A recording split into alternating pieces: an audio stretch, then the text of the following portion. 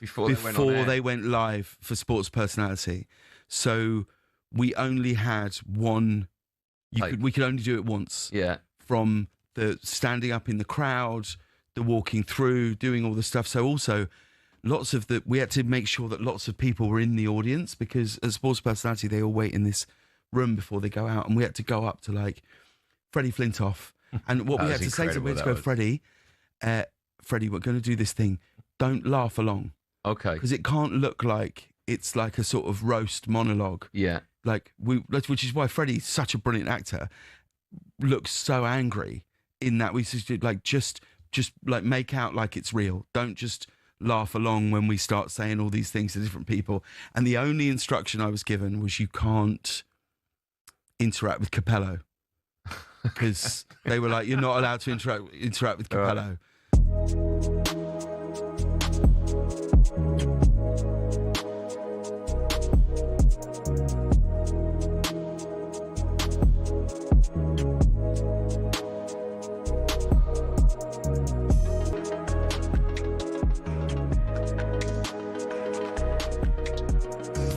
talkSPORT Sports Update, powered by the Nissan Van range. Commercial vehicles built around your business. Search Nissan Vans or head to your local Nissan Van Centre. With your latest sports headlines, I'm Matt Hutchinson. Good afternoon. Martin O'Neill has told talkSPORT, of course he deserves another season at Celtic, but does he want to? If you were asking me today, I genuinely wouldn't have the energy to do it at this moment. In his second interim spell and at the age of 74, O'Neill is still basking in the warm glow of Celtic's dramatic Premiership title win at the weekend. He says working with younger people has been energising and has recalled his first meeting with the players. Half the team had no idea who I was. That doesn't help when you've got a couple of young Japanese lads speaking to each other and saying, who is this old man that has just arrived into the dressing room? Elsewhere, we're expecting Callum McFarlane to be part of Xabi Alonso's first coaching team set up at Chelsea when he takes the helm this summer. The interim boss believes Alonso is an excellent appointment. Great coach, massive pedigree, massive club. I think we've got really exciting players, some of the best players in the world. Even though it's been a disappointing season, they have shown at times this year the quality that we have. It's a massive club and it will always attract top players and top managers. Chelsea host Spurs tomorrow night. Meanwhile, we understand Chelsea icon Jose Mourinho will get a 2-year deal at Real Madrid, and it was all verbally agreed last week. Elsewhere at the Bernabeu, it's been announced Dani Carvajal will leave at the end of this season. The right-back has won 26 trophies at Madrid, including 6 Champions League titles and 4 La Liga titles. And last but not least, neither Ollie Lawrence or Henry Arundel have been picked for England's 3-day training camp ahead of this summer's Nations Championship. But former South Africa under-20 centre Bernard Janse van Rensburg has made the cut after completing his 5-year eligibility period for England. talkSPORT News. The Prime Minister says he's getting on with the job and will give 100% to support Labour's candidate in a by-election. And some good news for Ryanair customers. Bosses say they'll have plenty of fuel and will keep passenger costs steady this summer. Emma has more news at past. talkSPORT weather with QuickFit. Spring forwards with Bridgestone Turanza all-season 6 tyres with a 25,000 mileage guarantee. Book today at quickfit.com. Conditions apply. We're expecting a cloudy afternoon for most of the UK with some showers and potentially thunder in eastern areas. Get ready to get that winning feeling with talkSPORT Win, because we're giving one lucky listener the chance to win a massive £25,000. Oh my God. Go to talksport.com/win to enter now, and you could win 25 grand in your hand, sacks.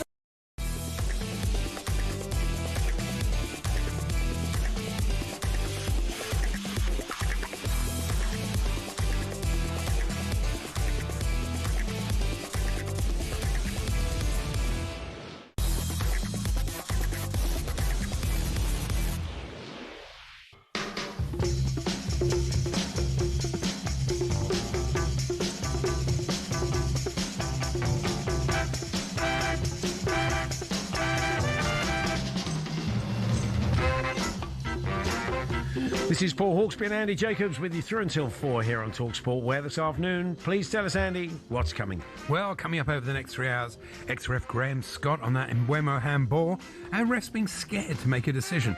Former Liverpool winger Jermaine Pennant gives us his take on Salah, and a one-time sleep advisor to the FA on the marginal gains of some good shut-eye. We'll also bring you the big stories from around Europe with Kevin Hatchard and his West Ham supporting Tom Rennie clinging on to the phrase, lads, it's Tottenham. I think he's resigned. There's all this, plus Hearts fan Mark Donaldson looks to a bright future, and Burnley sporting weatherman John Ketley on what's more likely tonight, a hurricane hitting the Emirates or the Clarets getting a result. It's very good. Well, his old mate Michael Fish. Anything can happen in football, as we know. And in weather. So do wear a raincoat, Arsenal fans, if you're going to, or indeed Burnley fans. But it is 6 minutes past 1. Good afternoon, everyone. Good afternoon, Andy. Yes, good afternoon, Paul. How was your cup final experience? Well, very enjoyable. It was very enjoyable to be with my son and my grandson. We had great seats. It was really fun. And you were quite close to the front. Did you get on the telly? No, it wasn't. Oh, that's a shame. No, it wasn't on the telly, but it was enjoyable, but disappointing. But you've got to give congratulations to... Here we go. To Darren England, who was City's man of the match. And did he get the award? Well, I think so. Apparently it's only a loan. They hope to make the deal permanent in the summer. Oh, that's tremendous. Good, really, really fantastic bit of refereeing by him. And you felt hard done by, I'm guessing. Oh, for goodness sake. The Hatto one, it's a stonewall penalty. Which one's that? The one right at the end? Yeah. He only pushed him and tripped him. Apart from that, I couldn't believe Darren Cann on the BBC game. Oh, no, it's not a penalty. Of course it's a penalty. It's ridiculous. I don't know what these people are looking at. I know I'm biased, but for goodness sake. Well, at least you've admitted that. But what you get, you get the one in the first half was a 50-50, the one with João Pedro. He did take him out midriff as he's shooting. Sometimes it's given, some reason. But exactly the same tackle late in the game, Caicedo gets booked for. Tell me, it was exactly the same thing. It's unbelievable, the inconsistency.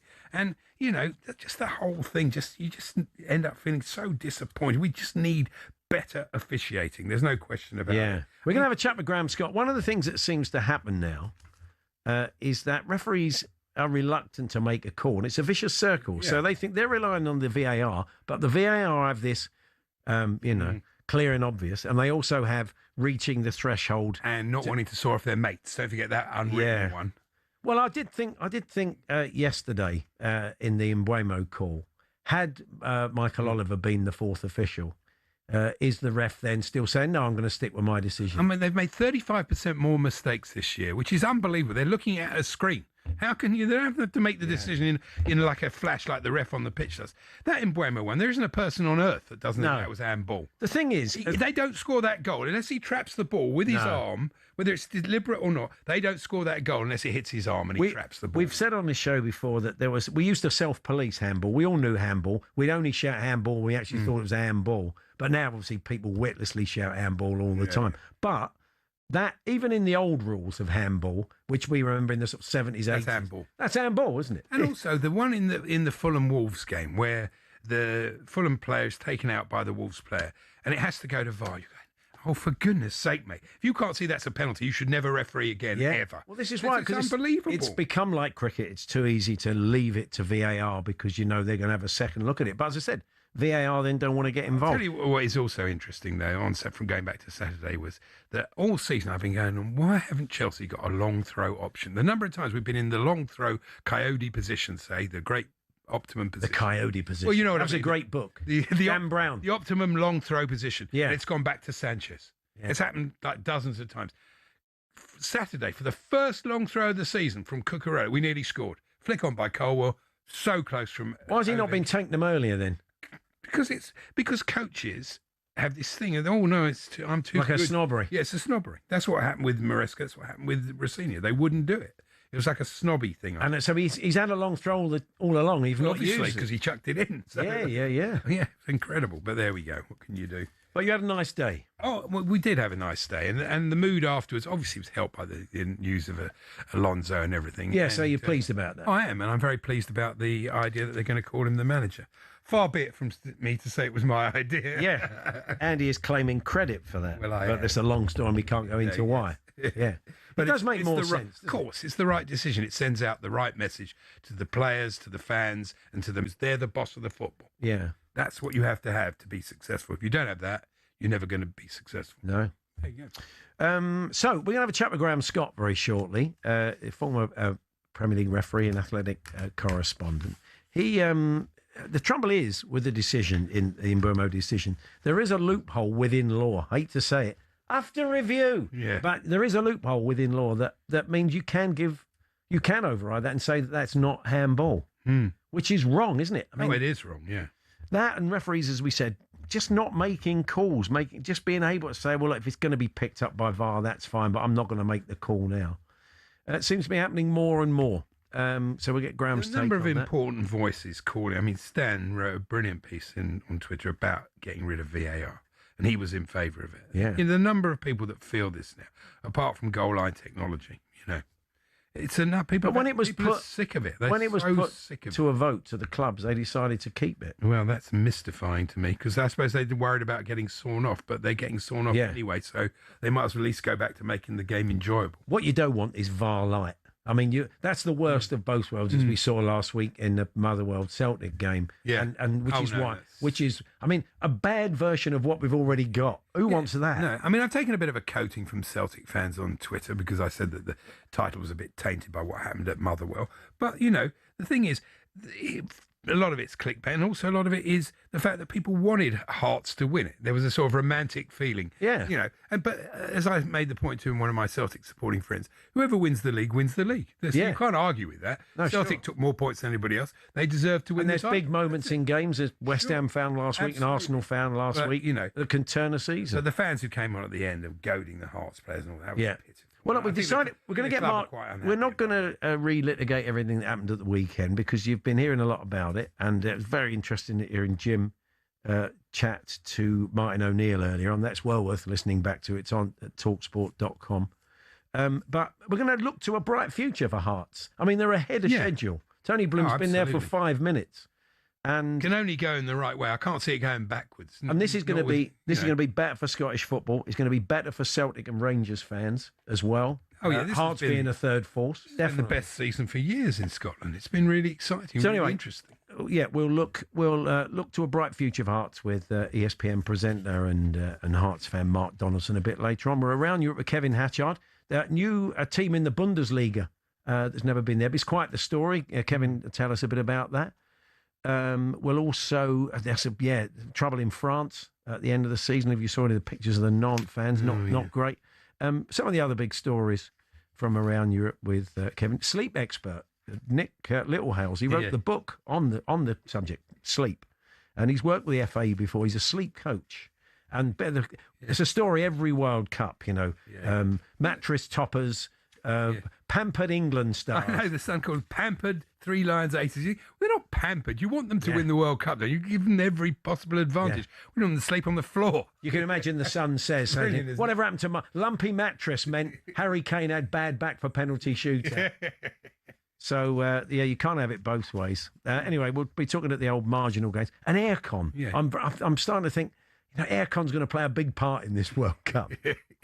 You're obsessed about this. That's what I maintain. Anyway, we'll tell you why a little bit. That lovely woman, Marjorie Gaines, your lovely lady. We'll chat about that later on. We're going to kick off with Graham Scott, though, former Premier League ref, with his thoughts on the Mbeumo handball, and indeed, refs being reluctant maybe to make calls. That's all to come. And Jermaine Pennant's going to join us for a chat, talk about, wow, that was pretty incendiary from Salah the other day, but enough of his teammates seem to have liked it. So where does that leave the club as the season unfolds, and not getting Xavi Alonso as well? How they want it to go down that route.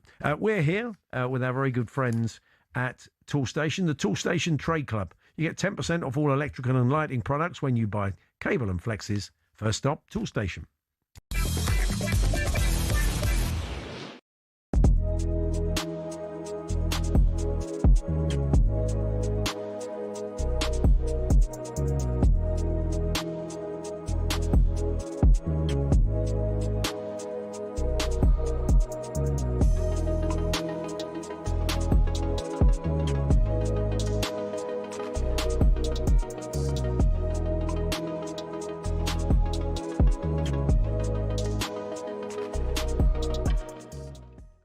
4-year deal for Xabi Alonso as a manager. Wanted to be the manager because he wants more control. How much control do you think he'll have? Well, certainly more than his predecessors, Liam Rosenior in particular. And obviously, as you mentioned there, Enzo Maresca was very frustrated by the end of his tenure because he had a doctor sat on the bench telling him exactly how many minutes his players could play. I don't see that being repeated under Xabi Alonso. And you're right to highlight the fact that he has been given the title of manager as opposed to head coach. That suggests that the owners are willing to hand over more control, have learned from their mistakes. In fact, speaking to sources at Stamford Bridge, they know this season has been a poor one. They said after they got rid of Liam Rosenior so quickly, having appointed him, that they would do a bit of soul searching. There would be a period of reflection. And they're describing this to me as the next stage in Chelsea's evolution by, instead of appointing a rookie manager like Liam, who was going to learn on the job, who was probably always going to struggle to command the respect of what is quite a difficult dressing room to control, they've now decided to hire someone who's been there, got the T-shirt, not just as a player, but as a manager as well, with that incredible invincible season at Bayer Leverkusen. Even Alonso's record at Real Madrid is not terrible, So I think instantly he'll command the respect of that dressing room because of what he does as a player, because of what he's already achieved in management. They're going to task him with building a culture befitting of a club like Chelsea. And it was quite clear in the statement when they announced him yesterday, they want to be challenging for the top honours, and they see this as the first step in that direction. How much control will he have?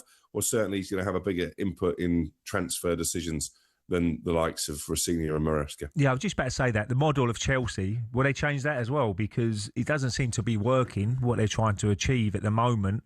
And Alonso might have a little bit more of an input into transfers and who they need, because look, you don't know what sort of system he's going to play. We play three at the back or whatever. And he's got to get players to suit them positions, isn't he? So I think there's going to be a hell of a clear out.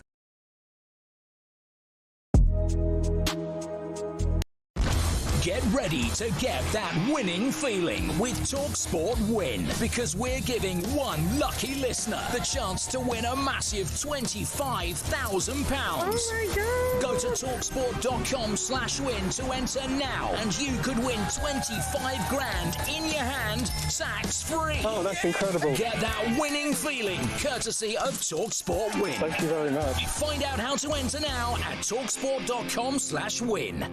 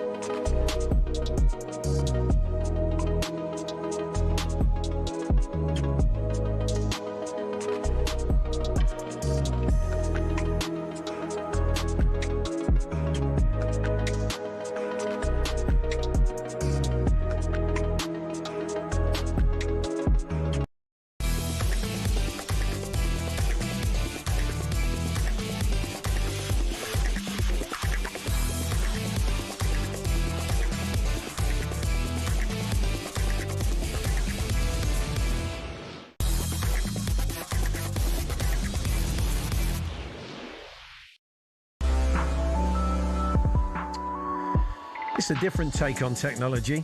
Tim, the Leeds fan here. I've worked most of my life in the casino industry, and before CCTV, I thought they always had it. He said we had the best roulette inspectors in the world in the UK.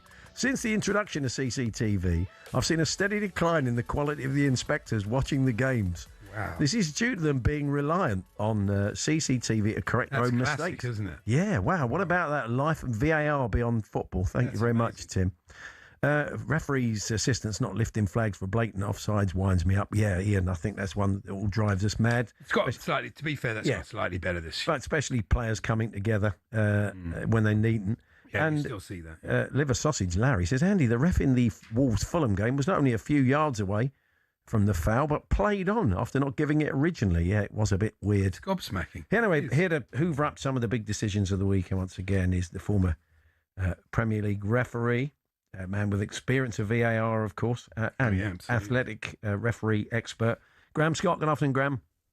I'd say it's good to be back, but I only ever seem to come on when there's been a problem. So, we'll get you on next week. Invite me just after a quiet week, which they've got everything right. Yeah, we'll just get you on one week when nothing goes wrong. Yeah, if anyone else thinks that. Yeah. I read your piece in the Athletic, and I thought it was interesting that you can make a case in law for that Mbumo handball being right, which is, I don't know, depressing, really.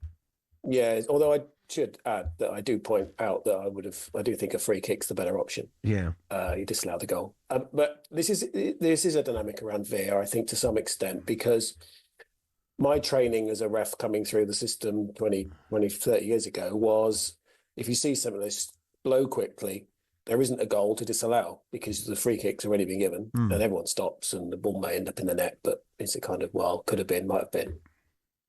Now they're asked, like we were just saying about assistants keeping flags down, they're processing now, or better wait in case they score, and then at least the VAR can intervene. So it does have a bearing. But I mean, here technically it's deflected just close to him, his arms a bit away from his body, but he's had no chance to react. If anything, I think he tries to pull his arm back. I can start describing that as a non-offence. But then also his arm's in an extended position. It's not justifiable given what he's trying to do. Therefore, it is an offence. So take your pick. And that is a problem for everyone. And then, I mean, I also thought back to earlier in the season when Farai Halam, doing his first Premier League game, went against the VAR recommendation on a handball for a penalty in the Man City Wolves game. And everyone thought he was a hero. Oh, it's great to see a ref stand up to VAR. And now we have it at the other end in an attacking situation, and now people are saying, well, referee's a fool, should have gone with what the VAR recommended. And then finally, of course, without VAR, we'd have a goal anyway. So I think and then we'd have a clamour for VAR because that's what VAR would sort out. So yeah. I think one of the problems, Graham, is that people, one of the problems is that people will accept the referee getting it wrong. Whereas they will now. They didn't before VAR. VAR gaffes in the Premier League are a whopping 35% up on last season. That is pathetic. You're watching the screen. It's not like you're the ref who's got to make a quick decision like that. I know you're under pressure. I get that. You're at Stockley Park. Yeah. Everybody's waiting for your decision. It's a lot of pressure. But it's not as much pressure as the ref having to make the decision on the spot. And that's not acceptable. It really isn't. And if you're going to make so many mistakes, you might as well go back to what it was. I haven't seen that data. According to Tom Barkley in The Sun, this is what he says. I mean, I see the KMI outcomes every week, and I don't think they're actually much different to 2 years ago. They actually are down on last year. There are more mistakes this year than last season, but it's back to where it was the year before. Mm-hmm. I do think there's so many different elements to this, but if you think about how referees trained over years and years and years, you see it once, you make a decision and you move on. You then sit in a studio about a metre away from a bank of screens and you see it from 5 angles in different speeds, from different perspectives, ones you're not used to seeing. And now you've got conflicting evidence. One tells you it's a foul, the other one says it isn't. One suggests it's handball, another one says, well, I'm not so sure. And it becomes very, very difficult to process and to make decisions in the moment in the way that you're used to. And it may be we do need different people doing it. I don't know. I mean, I've never been an advocate for that previously, but maybe that is what we need to try. There are specialist VARs on the Premier League now, people who essentially are either assistant referees or working lower down the Football League pyramid. And they've been generally a bit more successful in terms of their accuracy. But then last week, it was one of them who made the biggest mistake of the weekend. So I don't know where we go with it.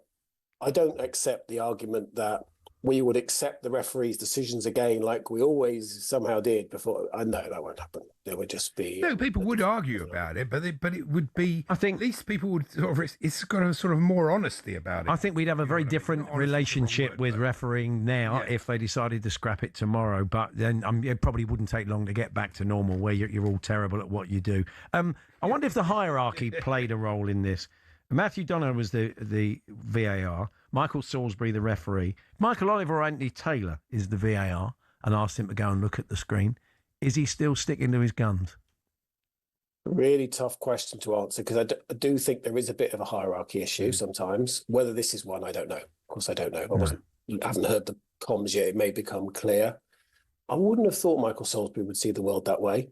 But sometimes there's a hierarchy. You won't catch Anthony Taylor in the VAR studio because he never does it. It's not for him. He's decided. He doesn't think he's any good at it, or he doesn't enjoy it, or he bit of both, I think. Largely thinks he doesn't do a particularly good job at it, and he certainly doesn't enjoy it on the back of that. They caught him watching Coronation Street. He probably was, yeah. Catching up on the pit this week. Yeah, that's it. No, fair enough. So this thing of referees, we've seen a few incidents of referees maybe. I mean, the Fulham Wolves game the other day, a few fans been up in arms about it. You just feel that sometimes it's getting a bit like cricket, that the referees are thinking, well, I won't make that call. VAR's going to have a look at it anyway. And you keep, they go round the referees, the players, and you can see the referee saying, they're checking it. Yes. I just feel that we're seeing a few more situations where they're not making the decision, and that's not good. I think what's happening, especially around serious foul play, the bad tackles, is it reckless play which is yellow, or is it serious foul play which is a red? It seems the refs are very reluctant. They don't want to go red and then have to get the player back. I had to do that once. You send a player off and you go, no, you can come back from down the tunnel now because actually we've seen it again. Yeah, nothing. Whereas being upgraded, if you like, from yellow to red doesn't feel quite so bad. And it does seem that some in particular, some are now routinely going yellow. I think, well, if it's really that bad, the VAR will send me. It looks like that. And I think that's likely to be true. Yeah. And is that a referee bottling the decision, or is it someone taking a sensible course to maybe get to the best outcome? The Premier League has a very high threshold for serious foul play. You should see some of the tackles that you're kind of Saturday 3 o'clock, so they don't even make it onto match of the day, are really poor challenges that in other years would have been sent off and are now being allowed. And the VAR isn't coming in, and this KMI panel that meets every week says, yeah, that's fine. That threshold is really high now. So the refs are sometimes a bit conflicted, I think, by that feedback that they get. But it does seem that some are going yellow when really they should be going red, or based on their first view, not based on checking it by the video. You mentioned a good point about specialist VARs, because Darren England was the VAR last week in a very crucial game. I'm not saying anything about it, but you're putting him in a difficult position where he makes a decision that really favours Arsenal over City. He's then the referee in the cup final. I just don't think that's right. I think that's a lot of pressure. Well, he obviously got the cup final before that game. Yeah, but, should he be doing VAR? Should it be different people? I think it should. But then you get maybe the hierarchy situation. Maybe you get people that have not been in the muck and bullets of refereeing. I don't know. It's non-decisions, you finally, Graham. It's not just not making a yellow or red or vice versa. It's not making decisions that you're seeing from some referees.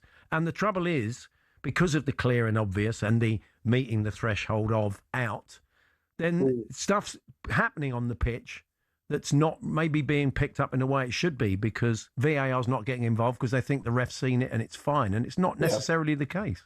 Well, whatever the data on VAR, and you quoted some earlier that I'm not sure it's true, but let's take it that it's not far off. I can give you the exact.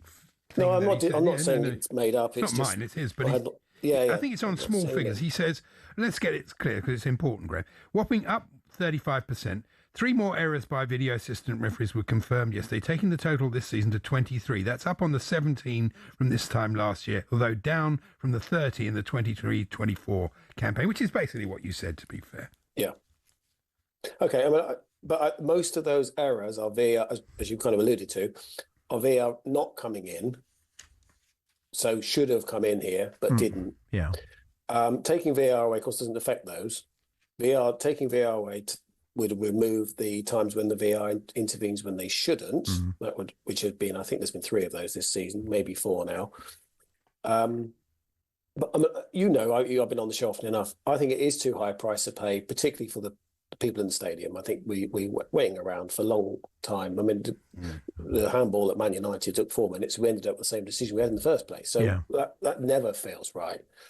But where do we start? Because if you say, well, we want to get rid of the hand of God and Thierry Henry's handball, then you're into subjective decisions straight away. Which handballs are so bad that we need to penalise, and which penalty decisions are, you've got to put that one right. Well, then we're going to have to look at them all. So I don't think there's ever going to be a happy place. It's going to be finding the least unhappy place, really. Yeah, you might be right. Graham, thanks very much as always. We'll catch up with you soon. You're welcome. Thanks very much. Graham Scott, the very recent Premier League referee and athletic refereeing correspondent. Jermaine Pennant's going to join us for a chat. Your thoughts on what Graham had to say what you've been spotting. I just at the moment think the refs don't give it and the VARs don't get involved. So you see just decisions, nothing happens when maybe there should have been a few more eyes on a big call, whether that was a penalty for or against you or other big moments, cards that can turn a season, obviously. talkSPORT.com, text 81089, tweet TSH and J, 03717223344. Yeah, that Salah stuff from the weekend. I was listening to Adrian at the cup final and when that broke with Alex Crook, and pretty incendiary stuff. The fallout subsequently has been interesting, but we'll get the former Liverpool winger Jermaine Pennant's take on it very shortly.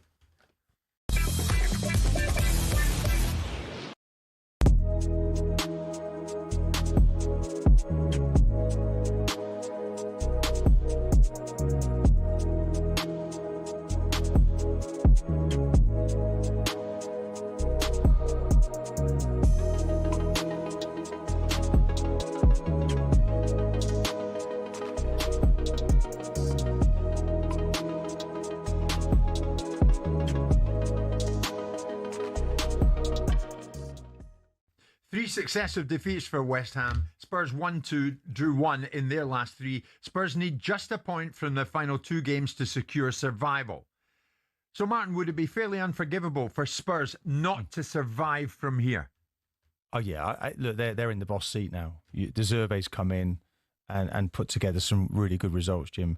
Look, I said way back, we were both sat here, one thing that we may disagree now, someone likes to disagree with me, but one thing we did agree on was that West Ham, their fixtures look much more difficult, and if Spurs could wake up, we all knew, didn't we? I mean, at one stage, it was just because it's Spurs, but this new manager's come in and made a change. So I see Spurs now as being pretty comfortable. West Ham have shot themselves in the foot yesterday because of their performance. Yeah. I mean, I've been pretty consistent that West Ham would get relegated, primarily because there was always this powerhouse in the back of your mind that you can't countenance Spurs being relegated. So I imagine Spurs' avoiding relegation will be as certain as Arsenal winning the league now in Martin's mind, because we're able to make those observations. But the fact of the matter is that West Ham, and Martin's right, I was under the impression that he'd had a lot less games. I don't know how many league games he has, but he's been in charge of Nuno Espirito Santo. He's been in charge of West Ham for 36 games. And despite the fact, I looked at their statistics yesterday before the game. The last 15 games, they've taken 22 points. They're taking a point and a half a game. If they'd had that all season, they'd be miles away from this situation. But prior to that, I think he took some time to get into his stride. Too long. Too long. Yeah, I mean, and listen, I don't know how many games they had before he took in. I'll have a look in a second. But they were in chaos when he came there. They were in a mess when they came there. So could he have got them out quicker? Possibly. But you look at that side yesterday, and it's not really, of the two teams between Tottenham and West Ham, the team that's been in better form, had more resilience and more about them, has been West Ham. Even when they got beat 3-0 by Brentford, there are 2 clear penalties that have subsequently been revealed as being penalties that should have been given to them. They hit the post twice and crossbar twice, so they were in that game. But that was the West Ham that we saw yesterday that's been at the beginning of the season that's got them in this mess, because they were poor across the board.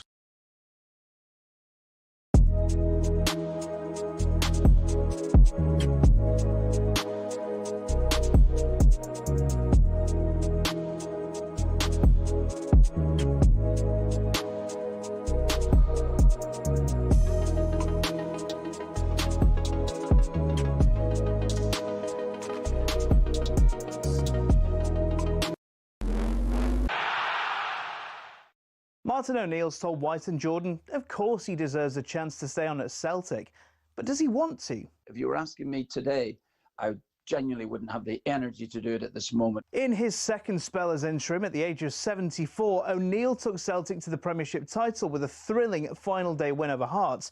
Martin's been energised working with younger people and recalled his first meeting with the players. Half the team had no idea who I was. That doesn't help when you've got a couple of young Japanese lads speaking to each other and saying, who is this old man that has just arrived into the dressing room? He also disagrees with Hearts boss Derek McInnes over the pitch invasion being an embarrassment to Scottish football. You'll be able to watch the whole interview back on the talkSPORT YouTube channel. Now, Jose Mourinho's return to Real Madrid appears to be all but sealed. It's understood he'll rejoin on a 2-year deal at the conclusion of the La Liga season this Sunday. We're told that Aaron Rai is a very popular winner of the US PGA Championship. The unfancied world number 44 became the first Englishman to win the major since 1919. Here's talkSPORT's Rupert Bell. And when you think golf has sort of suddenly gone into this land of squillionaires who are squabbling over how many more million they can pay for, to hear Aaron Rai's story does actually realise that what really matters is the sport matters to him. Yeah, all the latest on talksport.com.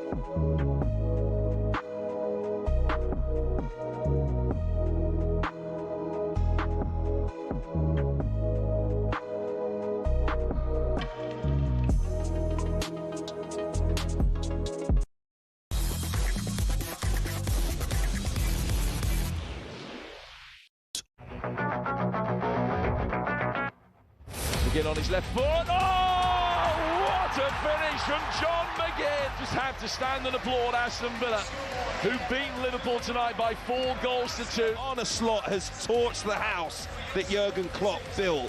It is crumbling around his ears, and surely he won't survive this. Watching that Liverpool performance, you could tell them players weren't playing for the manager. Again, don't expect to concede a goal unless you've seen our games more often this season. Then you're not so surprised because we can give away a goal out of nowhere. And Mo Salah's made a statement on social media today saying Liverpool need to get back to heavy metal football. I thought that the statement from Mo Salah was bordering on disgraceful. He's thrown his manager under not 1 but 10 or 12 double-decker buses. Curtis Jones, Milos Kerkez and Andy Robertson are among the Liverpool players to respond positively to that Salah post. They're liking that post. That means that the dressing room are almost agreeing with him, right? Arne Slot can't be the manager. Crookie must have seen that Evel Knievel thing you get at Wembley. Over the buses. Jumping over the buses.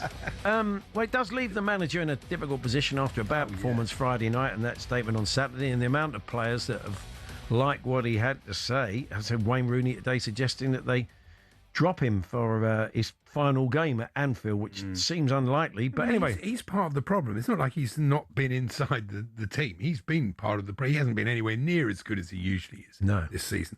And there are extenuating circumstances. But on the other hand, Friday they were poor, weren't they? So Jermaine Pennant, former Liverpool winger, joins us. Hi, Jermaine. Good evening, gents. Good afternoon, / gents. Good afternoon. I mean, well, maybe let's start with that. Is there a case for dropping him? Because how then do you get the discipline back in the dressing room? Only who'll know what the mood is like in the dressing room, but that would be a bold call, wouldn't it, Jermaine? I don't think he needs dropping.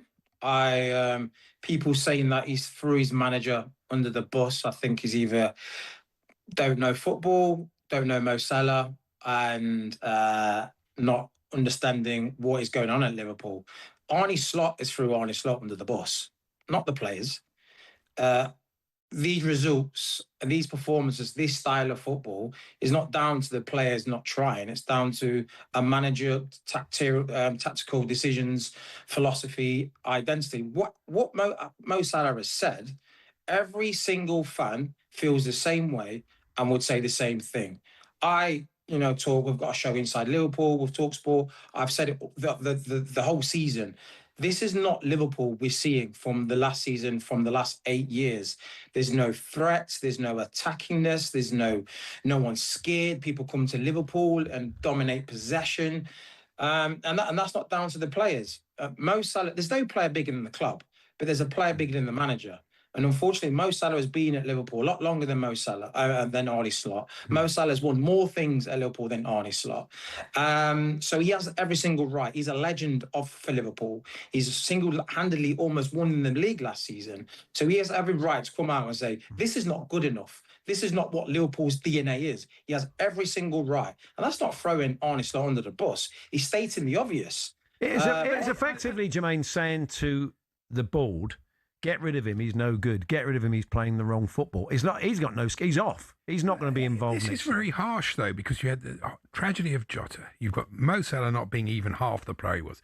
Virgil van Dijk, third of the. I don't know. Yeah, he's not the player he was, is he? And so they've had problems. Wirtz hasn't really worked so far. So at the odd moment, and has been injured virtually the whole time and not fit at the start. Yeah.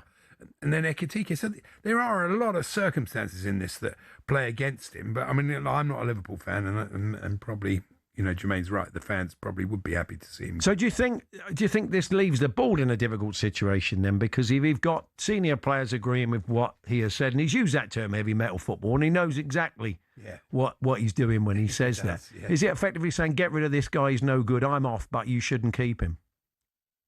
Well, if the board think that this is the guy to stay in charge, then something's wrong with the board. Everyone can see this Liverpool team, see what they broke almost every single record which is not good. Most goals conceded in a campaign, the most losses ever in a campaign. You name it. The stats are shocking, and these players do not win a league and go bad overnight. They're still good players, but unfortunately, the style, the way they want them to play are not getting the best out of these players. Week to week, we're seeing players play out of position. You've seen Dominic Szoboszlai right back. You've seen Florian Wirtz left, right wing, up front. The whole season, I've not seen a team of 11 players playing their solid position. Yes, down to some injuries, but there's players on the bench that can play as a defender right back, not take out your best player in midfield and put him on the right, which doesn't benefit the team. There's so many little decisions that he just got wrong. So what he's saying is stating the obvious. And if the board ultimately think that next season is going to be any different, I'm just shocked. Because I don't see how. What are they going to spend another 450 million, $500 million, to bring in some more players? It's down to philosophy, the way Liverpool play, how to play, because they're playing like a mid-table team. They just sit back, they wait for teams to come onto them. There's no threat going forward. They're not aggressive. What they've been built. So you've built a great machine, and then all of a sudden you change some cogs in that machine and expect to get the right output. It's just not going to work. So I think also the pressure on the fact that Chelsea have gone and appointed somebody who was a natural manager for Liverpool. Well, because a great Liverpool hero, the fans wanted him. There's no question. Exactly. So if they are thinking of making a change, why let one of the best candidates for the job go to another club? It doesn't make sense. Well, what I've heard on a grapevine is that Xabi Alonso's style wouldn't fit or suit at Liverpool. And the reason why they chose Slot in the first place was that they reckon that the style of Jurgen Klopp and Arne Slot, there wouldn't be much to change. The same 4-3-3, likes to get on the ball and like to attack, but we haven't seen that. That's what they thought. And first season, that's what we got. We got a little tweak with players like Gravenberch playing as a number 6, but the identity was still, the identity that Klopp kind of built. So that's the reason why Slot got the job. But somewhere along the lines, this season, he's gone totally west. He's gone really possession-based football. Let's play slow, don't rush it. And that's not working, and it's not worked all season. And for some reason, he's not tried to change it. The pressing that Liverpool used to do is vanished. It's literally vanished. So finally, Jermaine, it's not going to be Alonso now because he's gone to Chelsea. So if they are going to make a change, who are your candidates? I have no idea. I think Iraola's a very good. Iraola, you'd like? Yeah, what he's done for Bournemouth was great, you know, and I'm sure if he had some better players at his disposal, maybe he would get a good tune out of them because, like I said, you watch Bournemouth, they went to Arsenal. They didn't look like they were scared. They was in their faces, made it difficult, and came away with the 3 points. And that's what you need to be when you're a big team. So, yeah, it could be good news for Ira, couldn't it? It could work very well. Jermaine, thank you ever so much. We'll catch up with you soon. Cheers, gents. Yeah, it's a plum Jermaine job. Penn, former Liverpool. Oh, yeah, of course it is. Blimey. It's still good enough to be top 5, to be fair. It'd just be that slight concern. He hasn't suffered a sort of Chelsea drop-off or an Amorim drop-off. No. Or even they're not Ange drop-off. absolutely certain, are they, or are they? I think they more or less are going to make the Champions League. Yeah. They might need a couple of points. Anyway, I'm sure there'll be another Inside Liverpool coming along, our Liverpool podcast very soon. That was Jermaine Pennant. We're going to chat to a Hearts fan and try and be positive and upbeat and optimistic and look to the future rather than, as we said, relitigating everything that went on at Celtic Park at the weekend. They've had a good season. They're a third force. You'd sense with Tony Bloom's money and expertise, they're here to stay. So let's look to the future with ESPN presenter and Hearts fan Mark Donaldson very shortly. We're here with our good friends at Tool Station. First stop, Tool Station.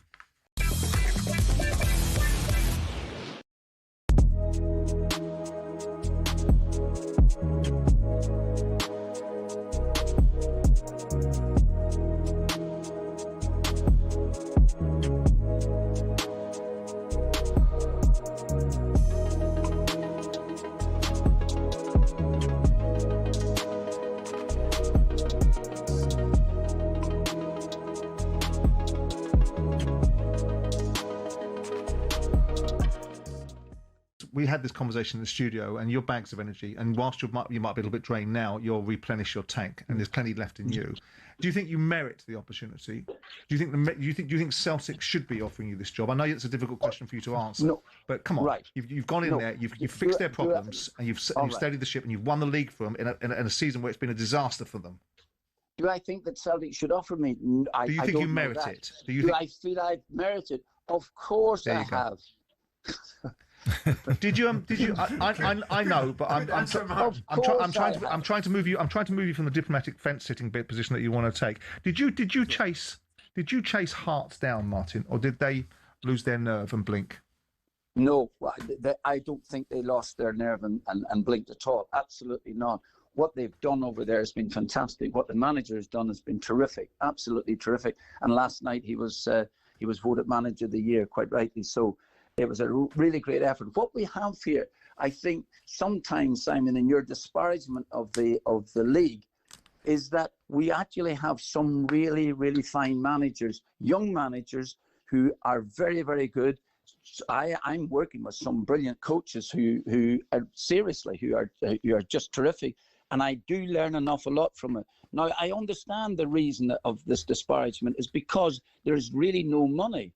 Which, by the way, you joined in as well before you went back there. No, joined in what way? In terms of making observations about the quality of the teams in the league and the quality of Rangers. So pack your nonsense in.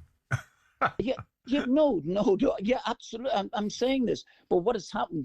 Sometimes when you're working at the coalface, as you often do, make real great judgments from about 14 million miles away, and I had you next to me to be able to support those judgments before you went back to Celtic. So pack it in. So don't you dare be a hypocrite. And then I stepped into the coalface and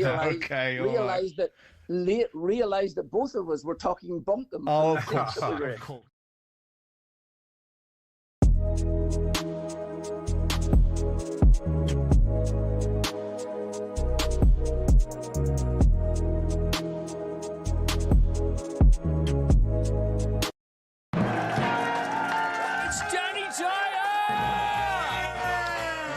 Not wig. It's a nutty canister, either way. I mean, look at the nut. Bob Odenkirk!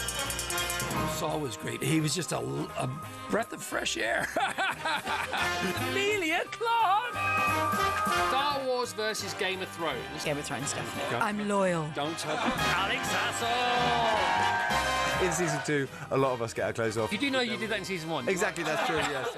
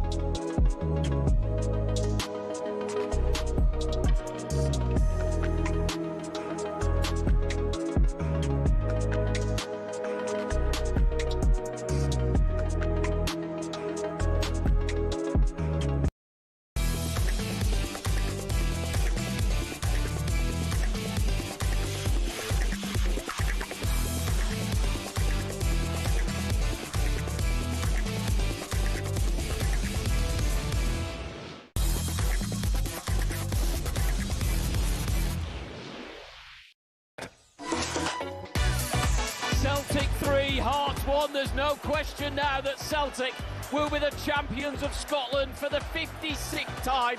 Hearts with the last chance to try and get that equaliser that would have clinched the title from a free kick sent into the penalty area.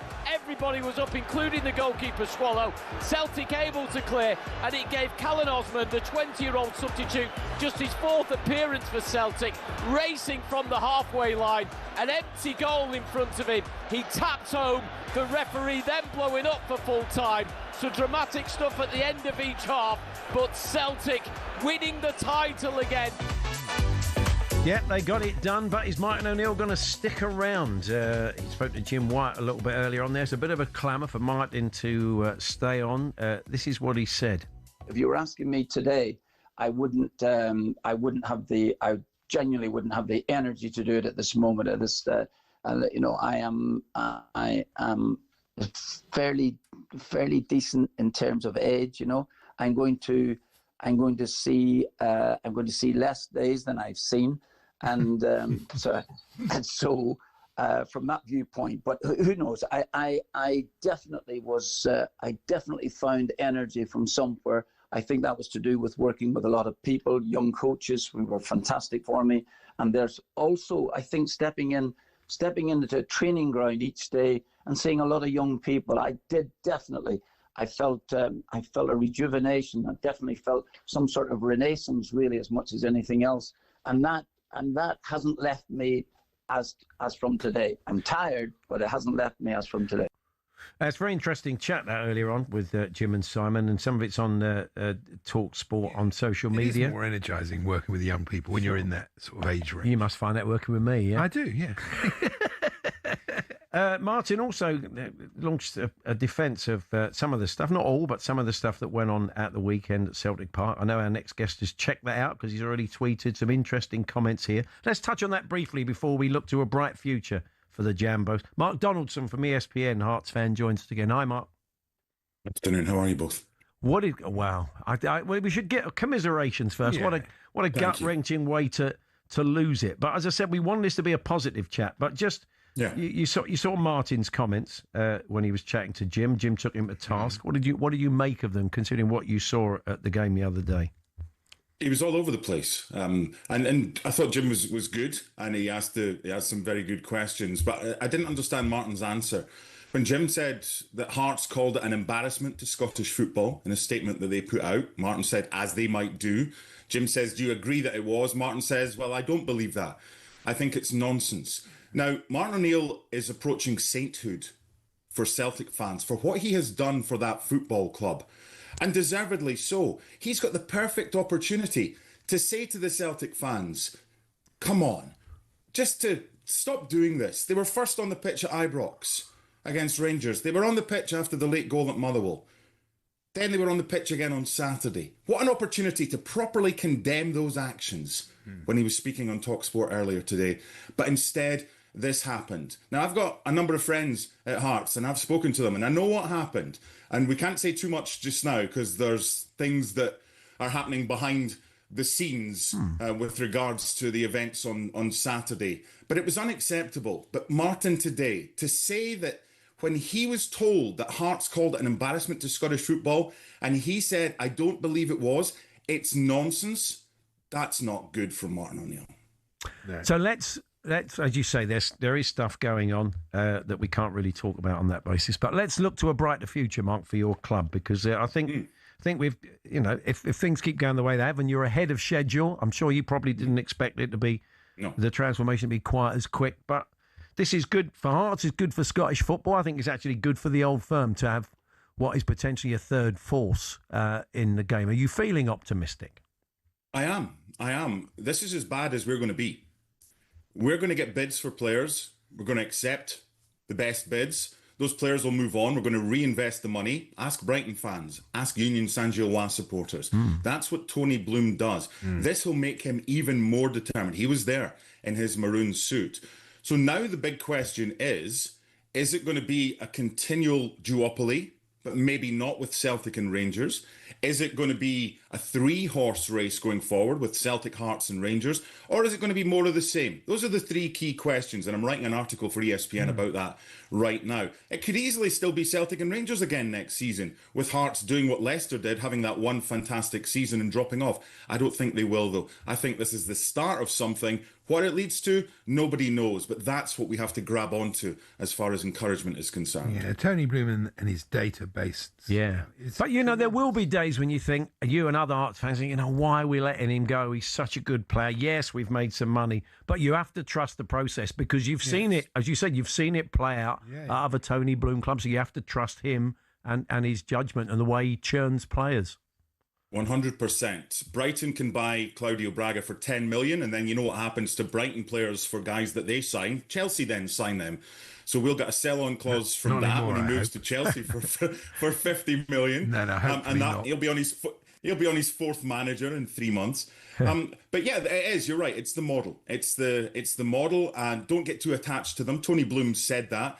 I'd rather have one season of brilliance and then wish them well and inflate the coffers. Because if a Jamestown signing is there for the full duration of their contract, then it hasn't worked. But you don't get 100% of success with transfers. Nobody does. You don't get 50%. But if you can get 5 times or 10 times what you've paid, Claudio Braga cost us 500,000 euros. Minimum he's worth 5. And if we can get a couple of Premier League clubs or a couple of Championship clubs battling for his signature, that might go up to 10. That's how they do it. And we'll reinvest that, and there'll be a new hero in Gorgie. Yeah.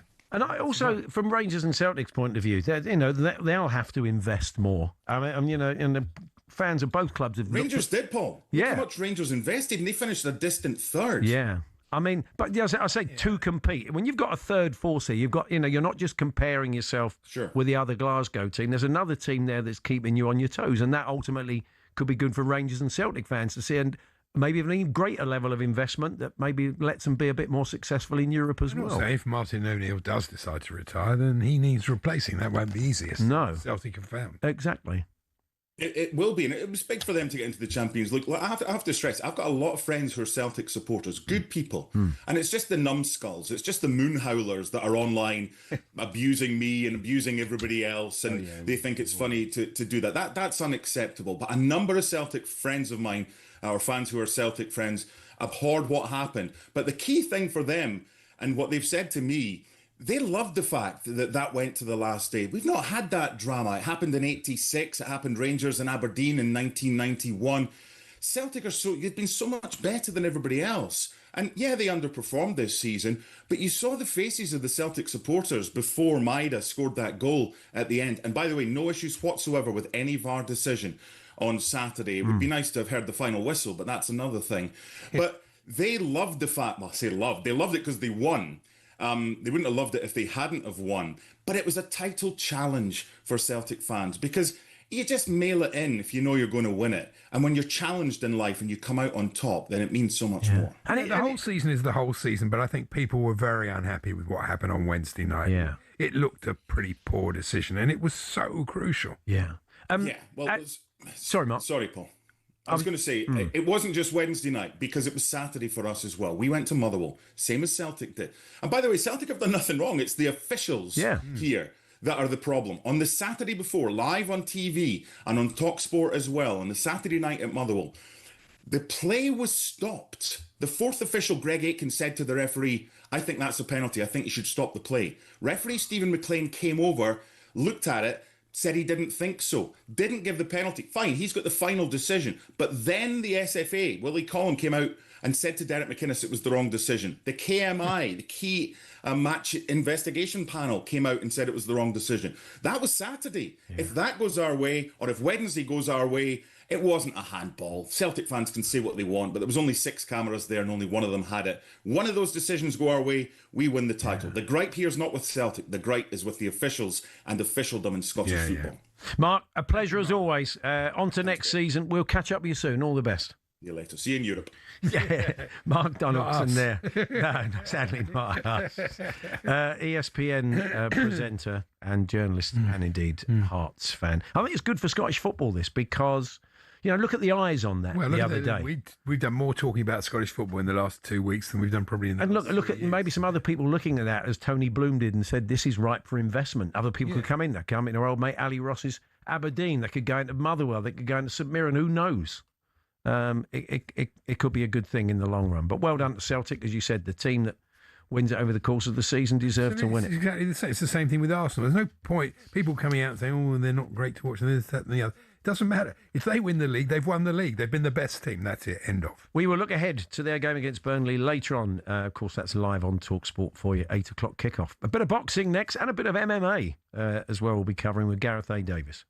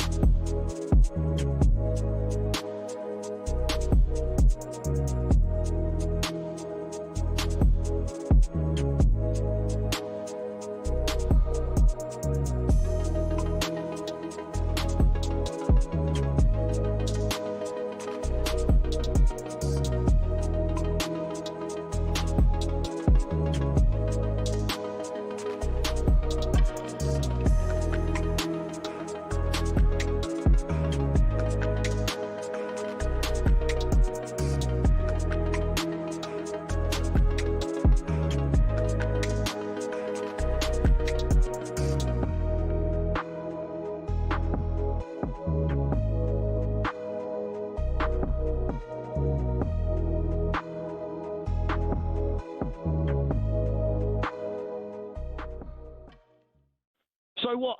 We don't listen. Middlesbrough went 1-0 up, Jamie. He's right. Right, they played brilliant. The first half, we scored an equaliser, right, and that done it. That put it to bed, because the second half we come out flying, mate. Middlesbrough had nothing. They were leggy. They were gone. I think the rule is if you're going to great call. Don't get caught. What? What's that? The rule is you're going to cheat. Is that your analysis of? I think Spygate. I think well, if you're going to cheat, don't get caught. Well, I think if you cheat, no, rule number 1, don't get caught. Can't get caught cheating, mate. Can you? You can't say that, mate. Well, you can. You can't. I don't think it's cheating. What do you mean? Just don't get caught.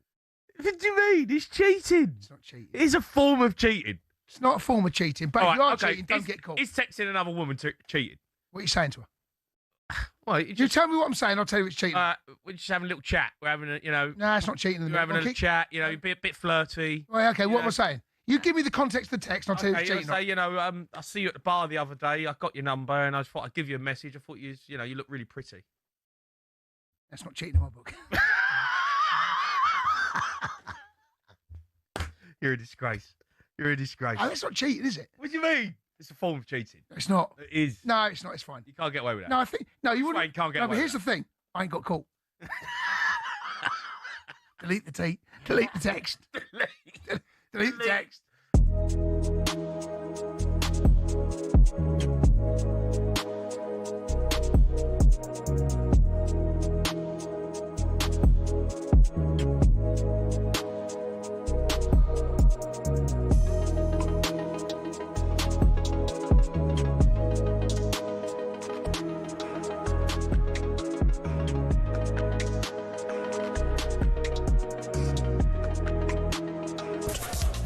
talkSPORT Sports Update, powered by the Nissan Van range, helping business owners to work better and live better. Search Nissan Vans or head to your local Nissan Van Centre.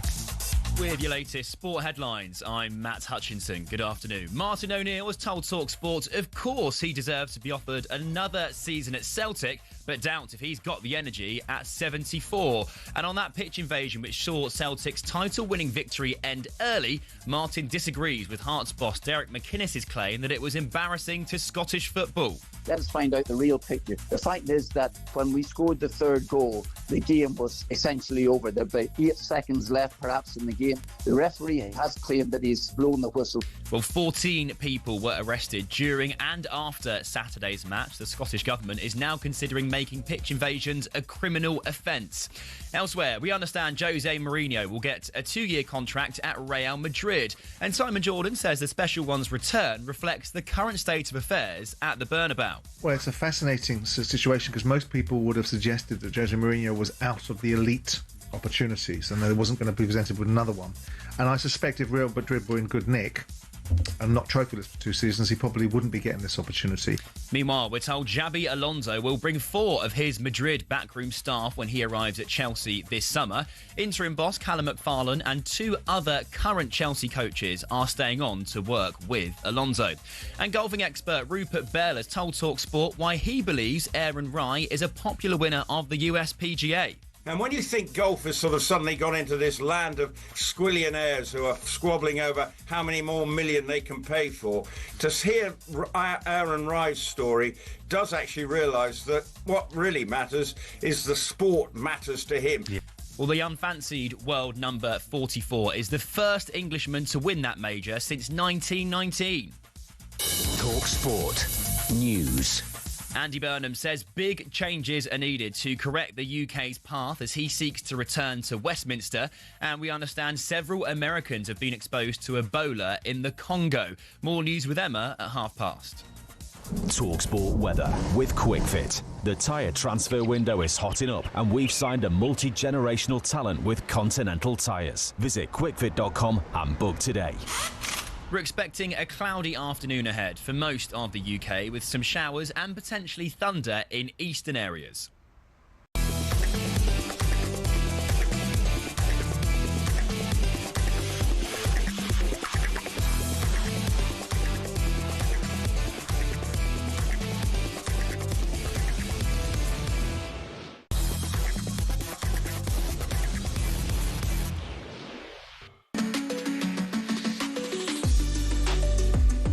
Yes, Paul Hawksbee and Andy Jacobs here on talkSPORT, and Croatia have announced their squad. We're going to be talking about the Scotland squad tomorrow. Of course, that will be announced for the World Cup. Croatia, though, they're still there, the old-timers, Modric and Perisic. Oh, for goodness sake. Kramaric, there's some... They'll be great in that 100-degree heat. There's some old stages in there, but, they've got the experience. They've got the quality. Yeah, anyway, they're more not on that. Quite the team they were, really. So we'll be across the Scotland squad tomorrow. But we're going to be chatting to Paul Goodwin from the Scottish Football Supporters Association. He has a new book out.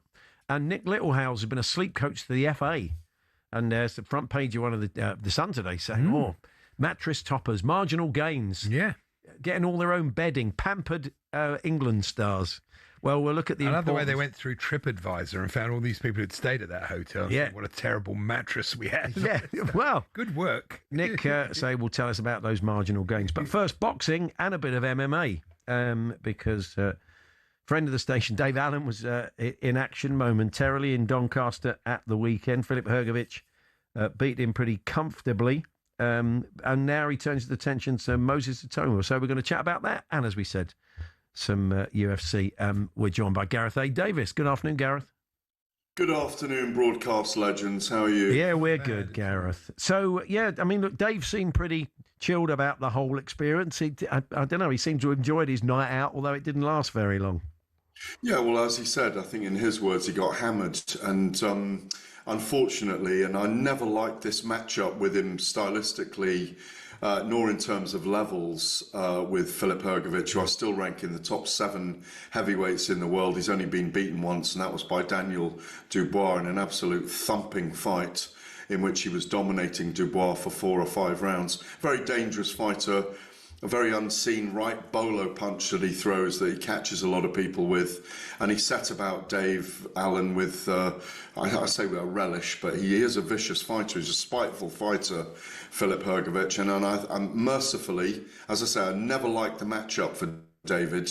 Mercifully, Jamie Moore threw the towel in inside 3 rounds because I predicted a 7 or 8 round beat down, but Dave needed to be in the action early, and he just wasn't there, I'm afraid, in terms of levels against Hrgović. So Moses Itomo they're talking about, apparently he has a cut around, he cuts a lot, Hrgović, which is a problem. I mean, was this a clash of heads? I didn't see any evidence of Dave landing too much on him, but they say that he should be okay to fight Itomo in August. So do you see him causing him problems as well? Yeah, it's a really good matchup. I mean, I'm on record of saying I think Moses Itauma, even though people might not agree with me, beats everyone in the division, maybe apart from Alexander Usyk right now. I think would old man him and beat him on points based on his skills and experience and the fact he's also a southpaw, a southie, so a lefty. So I think Hrgović is a brilliant test for Moses Itauma. He's going to have to work the guy out. I think he gets to him. I think it's going to be a terrific fight. As you say, if that cut is fine, then they get to action on August the 8th. It's a brilliant step up for Moses, and the right one before, as Frank Warren says, he fights for a world title this year because he's so highly ranked now in all the sanctioning bodies. He's ready to go. They need to take the collar off him now and let the dog really go for it, not just bark, but go and give its bite. I'm sure you saw a lot of the pictures from Tyson Fury's daughter's wedding. They were recording it. No. The biggest shock for me was pay bar, Gareth. He didn't want everybody getting hammered and kicking off, so he made it a pay bar. I wouldn't think that would stop too many people. It's ridiculous. But you didn't get an invite.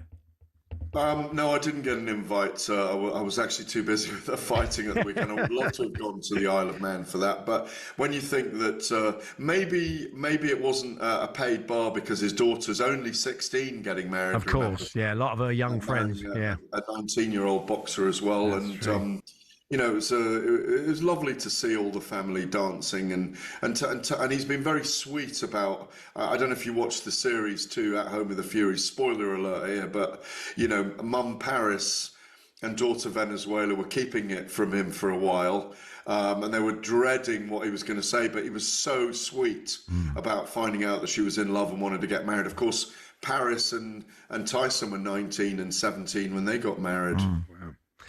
Onto the MMA as promised, and I watched the Ronda Rousey fight, which didn't take up too much of my time. 15 seconds. She was back after a decade against Gina Carano and got into a submission very quickly. It's a great story, though, isn't it? I mean, she's been off wrestling and doing other stuff. So what did you make of that, Gareth?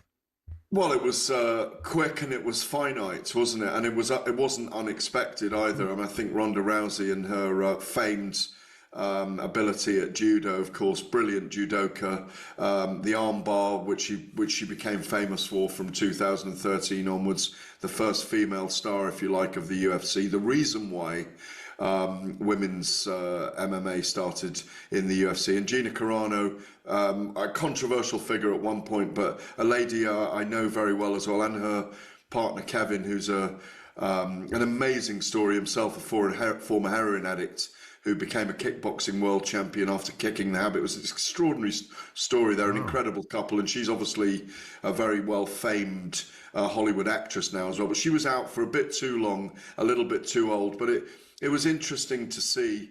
I don't know if you're going to ask me, but on the MMA news as well, it's interesting to see that Conor McGregor's going to be back in July, finally against.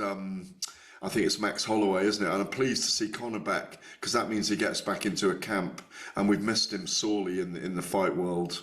That's going to be big box. I mean, he's been out for 5 years. I mean, and a lot has gone on in his life in that subsequent period. So, what you expect? What are your expectations of him coming back?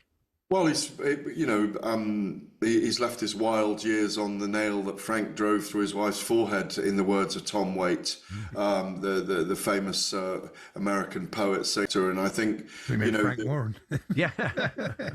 Well, I mean, it's a famous line about a guy, kind of losing his mind a little bit for a while in his life, and I think that's fair to say about Conor. What I'm trying to, the gym is what suits him best. He misses the sport. He's become extraordinarily wealthy, and in many ways his career went downhill after fighting Floyd Mayweather. So and losing to Khabib Nurmagomedov. So it's great to see him back. Max Holloway was the youngest guy ever to fight in the UFC. It's a great matchup. They fought years and years ago. They're both veterans now, and we all wondered whether Conor McGregor was going to be on that White House card in the middle of June on the White House lawn. So it's great to see him back, as far as I'm concerned. So where are we at? Just finally with Tyson Fury, Anthony Joshua at the moment. I think they're trying to just finalise. I know they've been in talks, deep talks with obviously and with Netflix. My understanding is they're still trying to get the fight in the UK late in September, early in October, if they can get that. There's a cut-off point given the weather and how big this is. Of course, I think if they go too late in October, there's always a risk with the weather. I think there are massive plans around it. Tyson Fury is saying he wants another fight. We know that Joshua's in action in Riyadh against Christian Prenga on July the 25th. And all, irrespective of what happens in that fight, they're still going to plan for that contest. I think the right place is in the UK, and Frank Warren, Eddie Hearn and Spencer Brown, Tyson Fury's manager, are all saying it's nincompoop or poppycock, yes, as Boris Johnson used to say, that Dana White's going to be promoting it. But who knows what's going to happen in the fight world at the moment in terms of who's got the upper hand in the promotional stakes. It's never boring. Thank you, Gareth. We'll catch up with you soon. Pleasure as always. Gareth back at the weekend on Fight Night here on talkSPORT, Telegraph boxing correspondent. This Saturday, of course, the glory in Giza, as former two-time undisputed heavyweight champion Alexander Usyk takes on the Dutch kickboxing legend Rico Verhoeven, with the WBC heavyweight title up for grabs. Jack Cattrall and Hamza Shiraz on the undercard as well. So join DAZN Ultimate now and get Usyk versus Rico included at no extra cost. Boxing update on talkSPORT with DAZN, the global home of boxing. Sign up now at dazn.com/boxing.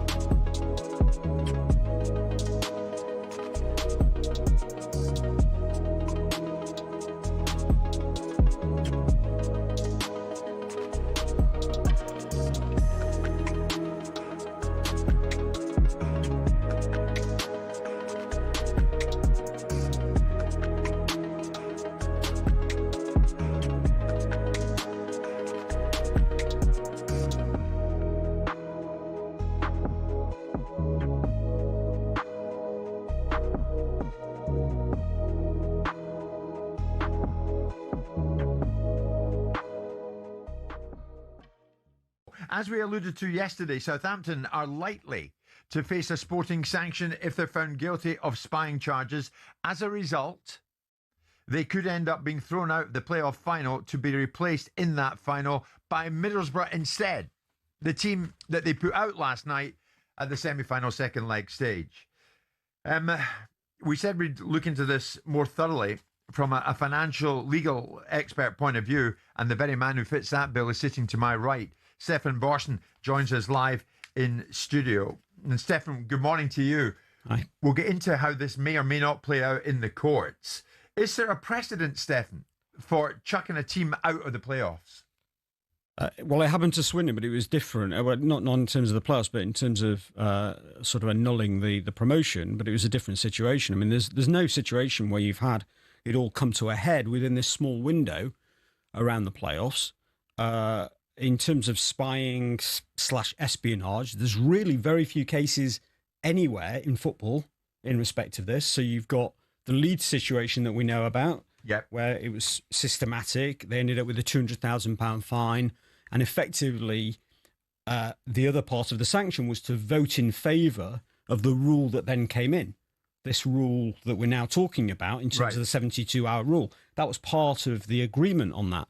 So that brought the rule in. The only other case is actually from the from the Olympics with Canada's women's team, and FIFA in 2024 docked them 6 points.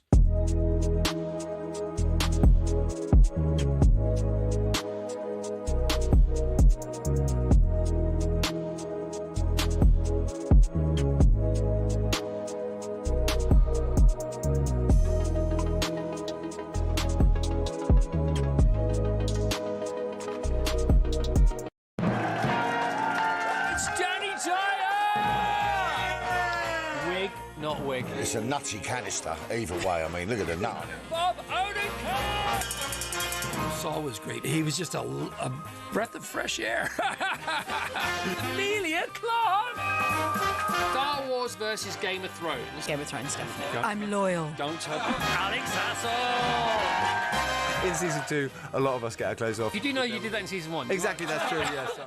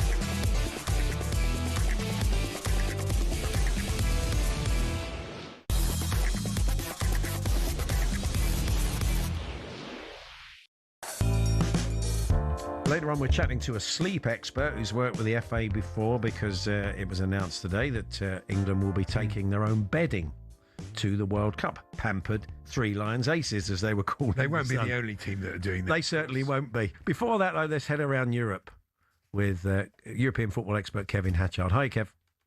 I do like the idea of Pampered Three Lions Aces. It's great, isn't it? That's a classic, isn't it? Yeah. Absolutely. Do you want to ask you about Xabi Alonso?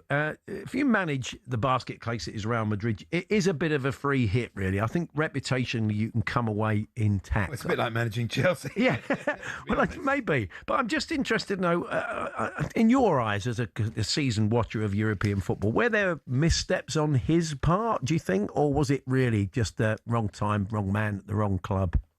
Yeah, I think it's a really difficult situation, because what has transpired is that Florentino Perez, who's the president, was never fully on board with it. And once you've got that situation, it's really difficult, because the players know they can go round you straight to the president. And that then means you've got no real authority. And he was always going to need authority to make it work. His situation at Bayer Leverkusen was totally different. He had a captive audience. He had a sporting director in Simon Rolfes and a CEO in Fernando Caro, who were willing to work with him and give him whatever he needed to get the job done. And all of the players knew that Xabi Alonso had ultimate authority. That was never the case at Real Madrid. So even though players like Kylian Mbappe, who thrived under him, weren't quite happy with how it was going, as soon as Vinicius Jr. had that tantrum in El Clasico where Xabi Alonso took him off to try and protect the lead, it was a game they won, of course, he said, I'm leaving, this is why I'm leaving, etc., etc., and that caused a big storm.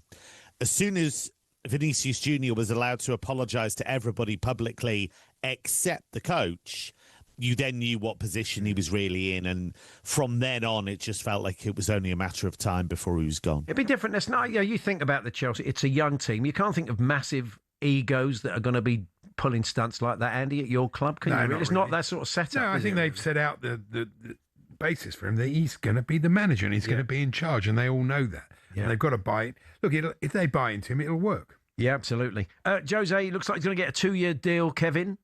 What's the sort of feeling amongst the Madrid fans? Do they welcome him back, or have they kind of reached the end of their tether? Well, I think they'll welcome... I think a lot of them will welcome a strong hand at the tiller, because you look at the way that they've booed Vinicius Jr., they've booed Kylian Mbappe. They clearly are not happy with the way some of the leading players have behaved this season. And I think Xabi Alonso getting the push, certainly the players carried the can for that and got a bad rep from the fans as a result. So I think there'll be a section of the Real Madrid fans that will welcome it. But it's going to be very much a wait-and-see situation, because ultimately they want wins. You know, the Real Madrid fans are extremely demanding. We know this. They want wins. They want wins in a certain style. I don't think that certain style is going to come very soon. I just find this fascinating, because not that long ago, he was very disparaging about Vinicius Jr. as a result of what happened in the game against Benfica. And he talked about how he can provoke fans and how he dances and how he behaves in general. Yeah. Why can't he just celebrate a goal normally?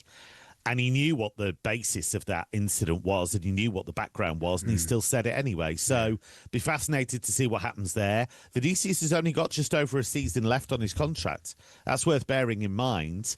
Kylian Mbappe at the moment is not popular with the fans. They booed him again this week. And he said some pretty disparaging things about Alvaro Arbeloa in the week. Said that Arbeloa had told him he was only fourth choice striker, and when it was put to Arbeloa, he said, "Well, I don't even have four strikers, so I don't know how that works."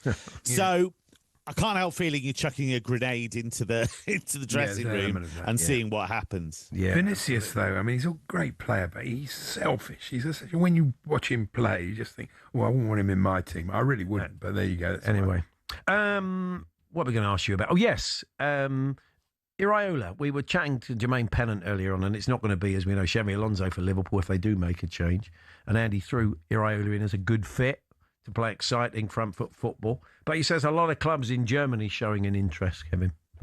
Yeah, well, Bayer Leverkusen are going to part company with Kasper Hjulman, it seems. And they're not happy about missing out on the Champions League. I think he would really fit in with the Bundesliga style. I think he'd fit in with the kind of football that Leverkusen ultimately want to play. It was rumoured there was another German club looking at him, and I'm pretty sure that would be Eintracht Frankfurt, because they've parted company with Albert Riera, who was a player at Liverpool, and he's been an unmitigated disaster since he's come in.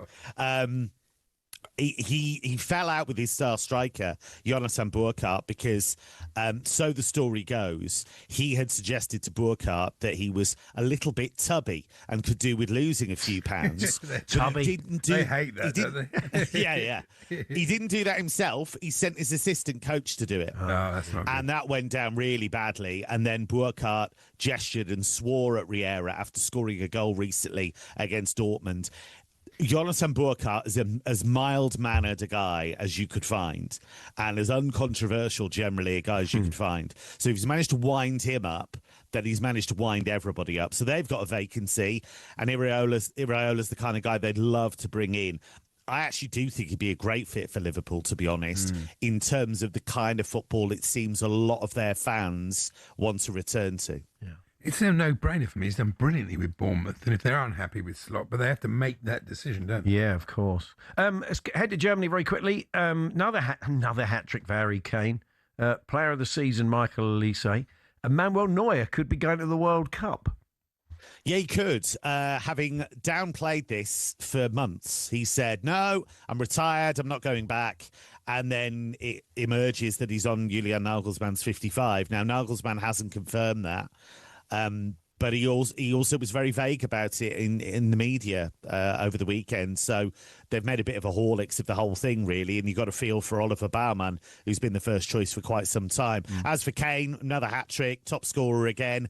But Olise getting the Player of the Season award, I thought was justified, actually. There's not much between them, Kane and Olise. You can't argue with the numbers for Kane. Kane's performed fabulously since he's arrived. He's been the top scorer in each of the 3 seasons he's been there. But if you asked me who's the player they can afford to lose the least in their 11, I'd say it was Olise.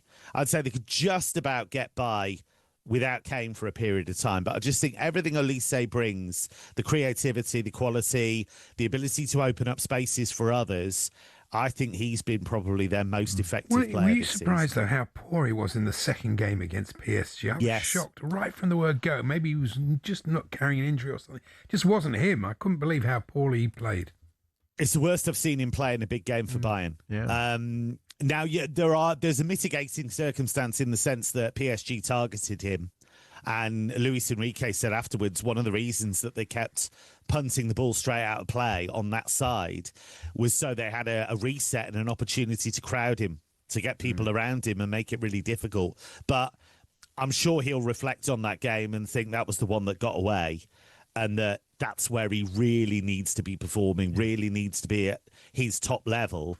But I do think he's been so exciting, and I would expect him to have a great World Cup for France as well. Just real quickie, Antonio Conte looks like he's off from Napoli. They've secured top 4, but he said, I'll always be grateful for this opportunity. It looks like he's off again. I wonder where he'll pop up next. Yeah, he's done it a week early. They've still got a game to go. So, I mean, this is the tension you always have with Conte, right? Yeah. That he's always threatening to leave from the moment he walks through the door. I think he probably will go. He's won a league. He's got them into the Champions League. They've had horrific injury problems this season. I mean, De Bruyne are out for a big chunk of it. Anguissa out for a big chunk of it. Lukaku as well.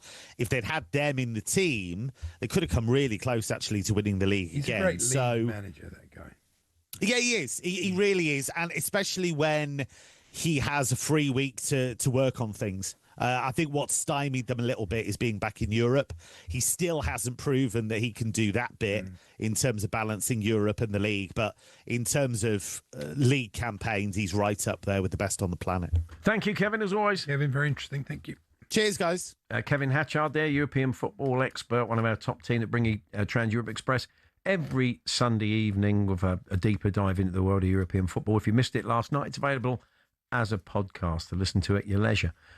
Nick Littlehouse wrote a book on the subject of sleep, and he came in and spoke to us about it at the time. He's worked with the FA as a sleep coach and an advisor, and they're on the cover of The Sun today are the pampered Three Lions Aces for taking mattress toppers to the US. If it wins them the World Cup, who's going to care? Camp beds, I think. Yes, indeed. Bunk beds. Nick will join us for a chat shortly.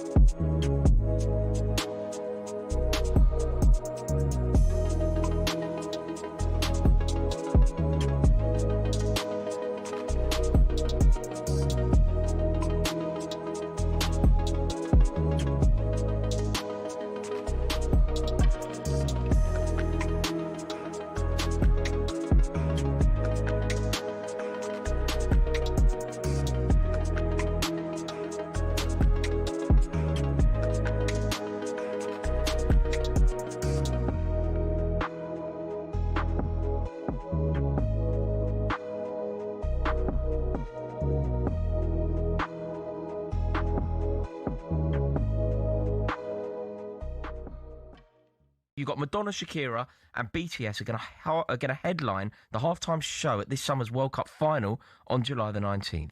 The halftime show during last summer's Club World Cup in the United States between Chelsea and Paris Saint-Germain lasted more than 24 minutes. This is going to be the first time that there has been a halftime show at a World Cup final. I've got a terrible feeling that you're going to tell me you have no problem with this. No, I haven't got an issue with it. Oh, God. But then I'm used to... Listen, I love American sports. People know that. I love American sports. I love the Super Bowl halftime show.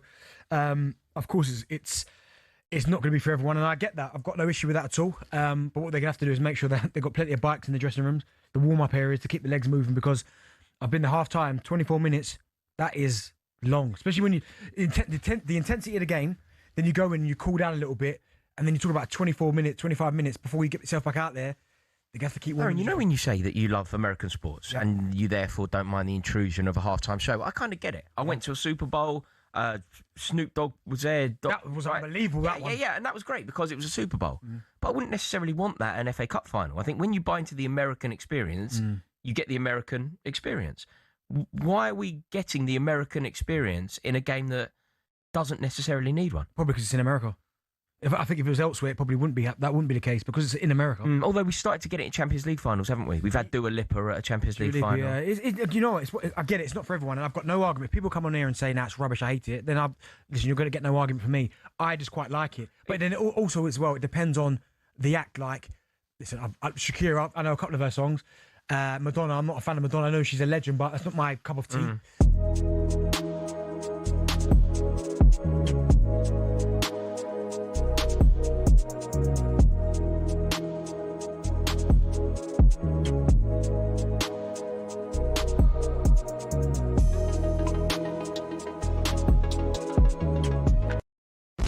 Get ready to get that winning feeling with talkSPORT Win, because we're giving one lucky listener the chance to win a massive £25,000. Oh my God. Go to talksport.com/win to enter now, and you could win 25 grand in your hand, tax free. Oh, that's incredible. Get that winning feeling courtesy of talkSPORT Win. Thank you very much. Find out how to enter now at talksport.com/win.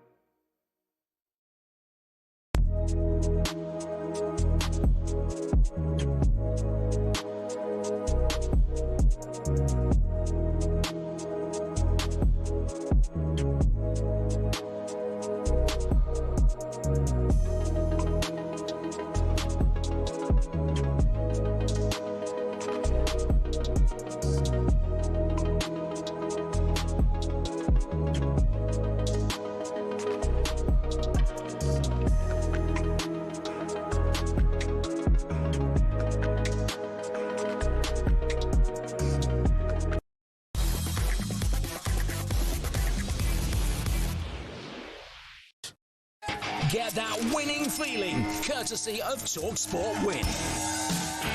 That's right. Fancy £25,000 in your hand, completely tax-free? At TalkSport, our competition's just got a whole lot bigger, with even more prizes up for grabs to give you that winning feeling. To celebrate, we're giving you the chance to win big with 25 grand. But hurry, entries close today at 4 p.m. Here's what you need to do. Yes, for your chance to win, head to talksportwin.com. That's talksportwin.com, or text WIN to 83338. Text and online entries cost £2.50 plus your standard network rate. Or call 0343 418 7260. Entries must be in today by 4 p.m. That's when you need to answer your phone if it rings. 18 plus, UK residents only. This is a network promotion. Full T's and C's at talksportwin.com. So for your chance to win, text 833 now. Sorry, it should be 83338. It's the all-important 8. I don't want to leave that off. Anyway, front cover of the Sun today. On me bed, son. FA's sending soft mattress toppers to US for pampered Three Lions aces. Then there's a big piece inside by Nick Parker. Three Lions. Mattresses at hotel brackets too hard for players. Like they've complained about it. Well, guest Casey Aarons said, the pillows are flat and terrible. Hard as rocks. This is TripAdvisor people who've stayed at the hotel in Kansas. FA Boffins adding soft toppers and gel pillows. It was a job of our next guest, who wrote an excellent book on the subject and came and spoke to us about it. Sleep coach and advisor to the FA over the years, Nick Littlehales. Good afternoon, Nick. Hi, Annie and Paul. This is a perennial story. I mean, it's a bit of a non-story. Every World Cup we get this. When you were working at the FA, you probably they say they're pampered. It needs softer beds. I mean, most teams will be doing this. They'll be going to the hotels first, making sure everything's right for the players, so they play to their best. Yeah, well, it's there's a lot of AI involved with all data collection about all sorts of tactics and everything now, which we've seen. But those principal preparations of actually going to the facilities and checking out the environments that are good for athletes recovering. I only read the article, probably like you yesterday. Today, this morning, spoke to the reporter last night, which was interesting. But I would have hoped that they'll have, not just been reacting to reviews on the hotel's website about rock hard mattresses and bad pillows, and I'm sure they went there. Let's hope. They've got a very good advisor in the background, apparently, Mr. Dr. Luke Gupta, who I know. So hopefully they're being able to put that in the right place. But guys, I think when we spoke last time on your show, if they've not been looking at the things that trigger great performance, optimizing those sleep hours for Harry Kane, all the players and everything else within their individual clubs and their homes for quite some time, then they really should only be bringing those things that trigger, that familiarization process when you're having to sleep in a strange environment. So I hope it's not just send them out some mattress and toppers, some mattress toppers and some pillows. I hope it's part of a bigger process. I wanted to ask you about take their pajamas that they wear at home. Yes, indeed. Take their aircon. In the States, it's going to be very hot out there. We know what it's like. You often stay in the States in a hotel room, and it can dry you out. It can dehydrate. Is that the sort of thing you would have kept an eye on as part of that whole sleep process when you were working for the FA? Yeah. I mean, basically, sort of the environments where we sleep, there's all sorts of things. There's like electromagnetic forces hiding around in corners of the room, which you can't see. There's the sort of air pollution in the air, which affects the way you breathe. There's the temperature of the room. There's all of those little factors. So when you come to, what sort of air conditioning unit have they got? You've got to try and control the temperature. But, a long time ago, because I'm old and I've been around a long time, we'd stick, freeze an ice bottle and chuck it in the bucket and point a fan at it to try and, because air cons can be really damaging and counterproductive to good breathing, good body temperature and comfort. And if you don't know what temperature to put it at, I mean, I've just been in a hotel out in Portugal and I couldn't make that thing work for me for love nor money. So I don't know how anybody else does. I mean, you've emphasised how important sleep is for a sports person, but they're not going to be only sleeping in this hotel. Presumably, they'll go to other games, or are they planning to just? I think they're just going to jet in and out, aren't they? Really? Well, their base. I don't know, Nick. You may know more than us. I don't know. Yeah. I don't know, but that's the sort of thing, some time ago, but in quite a prolific area with British Cycling, and I designed sleep kits for them, and we travelled around the whole of Tour. We were moving these sleep kits between hotels, so it'd be interesting to see that if these, what about the other hotels if they're using hotels? What about if they're sleeping on the planes? What about in between game? All of that sort of stuff goes together, and it's really sort of important to find those little things about an individual, because, I've always coached people to sleep anywhere, anytime, on anything, because that's what we do as human beings. And I think the other sort of fascinating thing, we've all got trackers, we've all got data analysis, we've all got AI. It's absolutely amazing, everything else. However, Harry Kane or any other member of the team are not going to be deemed to not play in a World Cup game unless it's a physical injury that they can't play because they're physically incompetent. They will not do it because you had a bad night's sleep. Sure. That's No, true. of course. How did you sleep last night? Me? Yeah. I'll tell you what, guys. Yeah. If you want a little... I was actually en route to having a few days off in Wales at a cottage. I have a very old classic Land Rover Defender. And my Land Rover Defender decided the engine seized up en route. Yeah. So I ended up back at home. That's the only reason I can be talking to you today. So did I have a good night last night? No, because my poor old classic Landy is in rehab. Oh dear. Oh dear. And did any players had specific requests, whether that was passed on to you directly when you were working with England, or whether via somebody, anybody say, can you ask Nick if X or Y or Z on the sleep front? Did you give a bit of personal advice along the way? No. Never got that close. No, I've continued, the very successful books took me all around the world. I've been doing tours to China recently and all sorts, and I'm still working with elite athletes and footballers, but no particular organisation has knocked on my door. They obviously have taken expert advice, but I think it's that if you haven't been working with an individual athlete, like any players who are going to be selected for a World Cup squad, they're on the radar. You'd be talking to about, what have they got in their homes? How much coffee do they drink? All that sort of stuff, that you bring all of that together and then you develop that mindset for when you go into a World Cup so that somebody can walk in. So if Harry Kane sleeps with a certain eye mask or he sleeps with a certain teddy bear that he always loves, he won't tell you about. If he sleeps on a certain mattress that's temperature controlled, if he sleeps in an environment that's like this, or the smells, or all these sort of things, that you would be looking at that way down the line. And then once they get chosen for the team, you then sit down and go, what sort of things do we have to impact on that facility and everything else they do? Because if you introduce things in isolation, guys, introduce them they become counterproductive. So there's no point me turning up at this facility and I've never slept on that topper before. I've never slept with that pillow before. They're alien to what I'm normally using in my home and with my. So I've got to try to get used to them, and that's like giving him a new pair of boots before the first game. Wow, amazing. Teddy's called Sonny, by the way. I really? Nick, I still dip into your book now and again. It's when you came and saw us. I've got a new one out, Oh, have you? Okay. Well, we have to. Well, actually, it could be a special because I literally have not told anybody about it. You'd be the first to hear about it, so it's kind of like an exclusive. So not just to pitch it, but what I took from that book and how successful it is, and it still is. It's very simple. Inside of there's a little technique which. So there's an ebook that's up on Amazon. You can pre-order it. It comes out on the 6th of June, so it's not available yet, but you can pre-order it. It's $6.99. You download it. It'll take you about 30 minutes to 90 minutes to read it. It'll take you about 3 or 4 days to completely redefine your whole approach to sleep. And I would encourage the whole England squad to grab one.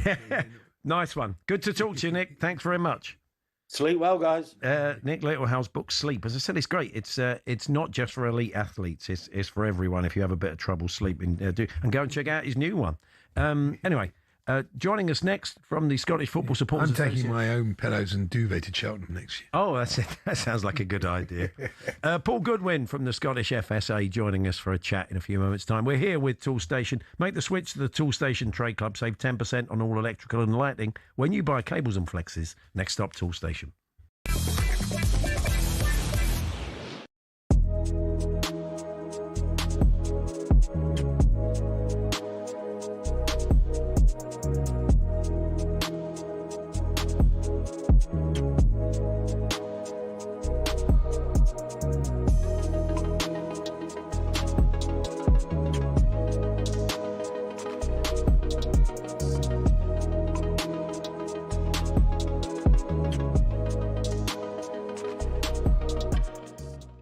Morning, Sir Rod. Morning, Ray. Morning, Jeff. How are you guys? Yeah, really good, thanks, mate. But probably not as good as you.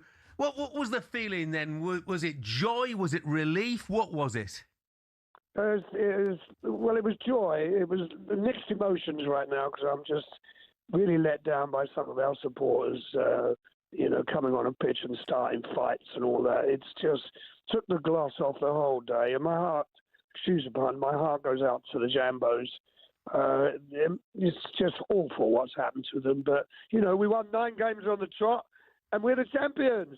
Yes. Rod, I've got to say, I mean, you've never had so many English people down here looking at the Premier League and looking at the north of the border saying, what a running it has been. And I'm sure that you've had so much spotlight on the Premiership now, the Scottish Premiership, because of Hearts. Because it's usually Rangers or Celtic run away with it. Yeah, and it's made it so much better league, isn't it, by having someone else absolutely. involved? Yeah. Good luck to Hearts next year. They've got, money to spend apparently, and I'd like to see them up there again because of that simple reason. It does make it a competition. You know, it really does. But there's one thing I have to say. Both Rangers and Celtic, because of Russell Martin and this guy Nuts who took over, they dropped so many points. I think if those two hadn't come along, it may have been a different story. No disrespect to Hearts, but we'll see next year. Rod, Martin O'Neill, obviously, a legend. Martin O'Neill! Done a brilliant job. He says he feels rejuvenated. Would you like to see him? I think I know the answer to this. Would you like to see him stay on? Yeah, of course I would. It entirely is up to him. If he's healthy enough to do it, and I'm 81, I'm still doing what I'm doing. I'm sure he could do it. The fans and most of all the players adore him.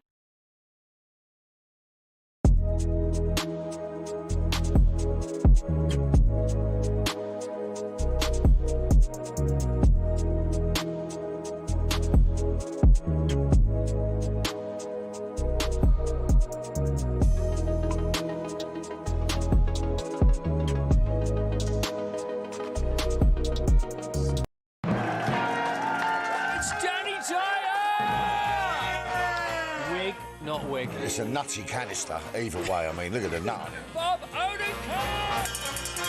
Saul was great. He was just a breath of fresh air. Amelia Clark! Star Wars versus Game of Thrones. Game of Thrones, definitely. Go. I'm loyal. Don't tell Alex Hassel! In season 2, a lot of us get our clothes off. You do know you did that in season 1. Exactly, that's true, yes.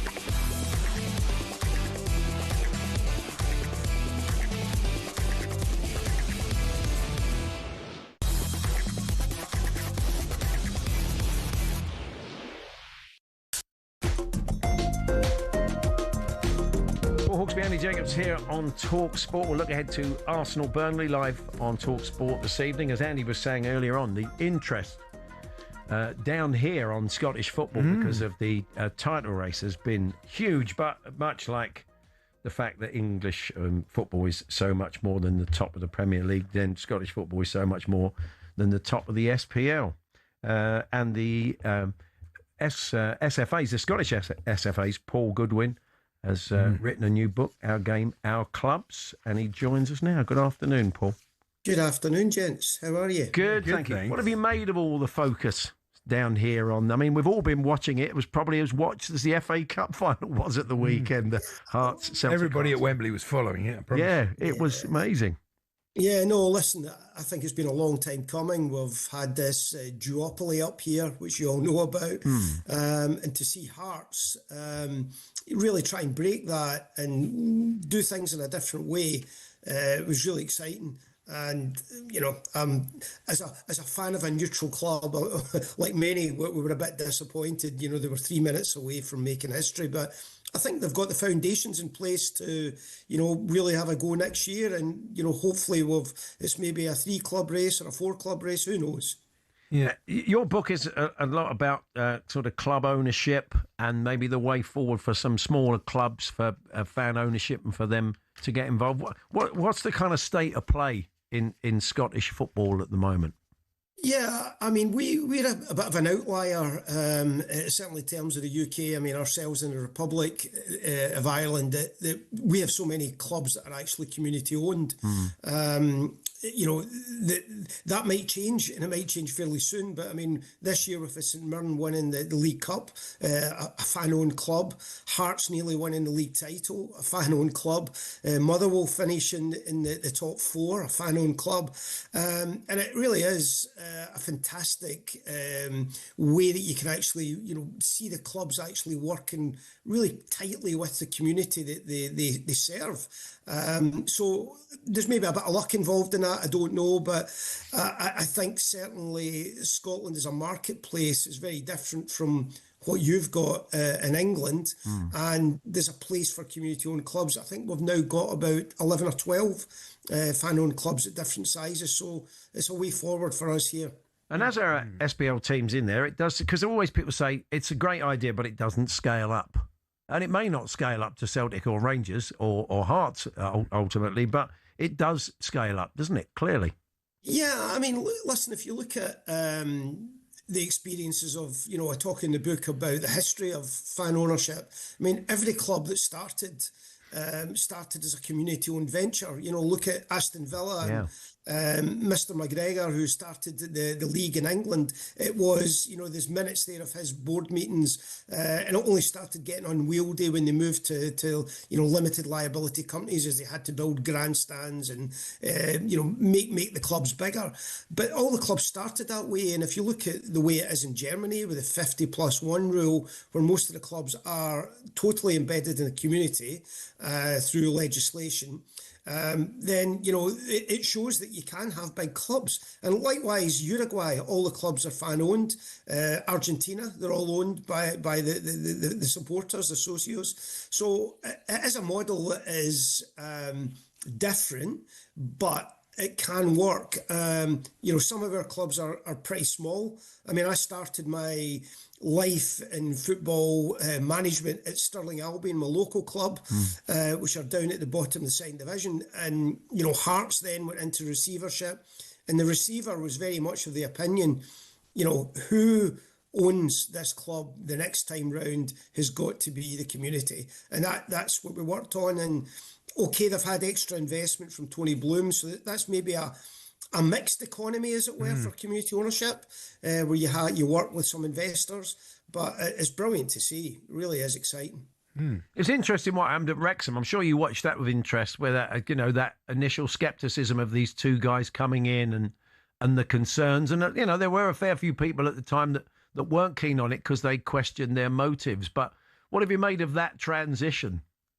I've got to be honest and say I think it was really exciting, and they've done a fantastic job. But I think they recognised the roots of the club. It'd been fan-owned, I think, for about 13, 15 years, and that saved the club. Let's not forget that, you know, that saved the club.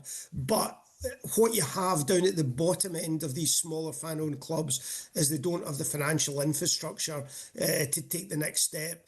Those guys come in, saw the community, they invested in their community, and I think they've done a great job, and they've kept it very focused on its origins. And it is great television, let's not kid ourselves. It's good fun. Yeah. Good. So we often speak to Kevin Miles from the FSA down here, and they have the fan embassies over at World Cup. So will you guys be sending a team over there to look after the Tartan Army? Yeah, we are in a very fortunate position. I was actually just talking to FIFA this morning. We have launched a Tartan Army app, which will have all the essential information for, you know, what happens if I break my leg or I've lost my passport or in emergency, heaven forbid, situations. So we're communicating with all the fans through the app. But the big feature that was caught the imagination is that we're recognising the issue with travel and the environment, and we're being the first nation where the fans are going to try and offset their carbon footprint through this app.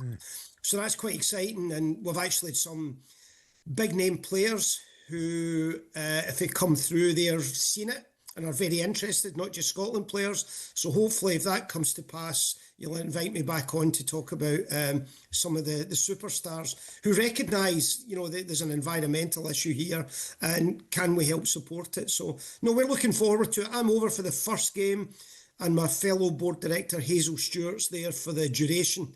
And we're contactable by all the fans via the app. So anybody that's listening, download the app, and we can communicate back and forward with you. Yes, we'll definitely chat again, Paul, around the World Cup. So, and we got Ali Ross, Tartan Army foot soldier, on tomorrow when the squad's announced, and we'll be playing the official song. Well, the latest song. Yeah, the latest. Maybe a few of the old ones as well. Brilliant. But we wish you well with the book. Thanks very much, Paul. All the best. Yeah, We'll speak good luck again. in the World Pleasure. Cup too. Thanks very much, gentlemen. Take care. Our game, You've our got to be clubs. very unlucky to break your leg and lose your passport. Maybe your trip broke your leg, your passport went down the drain. Our game, our clubs, the fans' guide to community ownership by Paul Goodwin is out now. And so we will catch up with him a little bit closer to the tournament. So still to come, John Ketley, Burnley fan, weatherman, joins. We'll look at the weather in the States during the World Cup, what he's expecting. Can his team pull off a shock tonight? I think the answer is no, but who knows? Football's a funny old game. Well, and not that Tom funny. Rennie in full meltdown last Cup.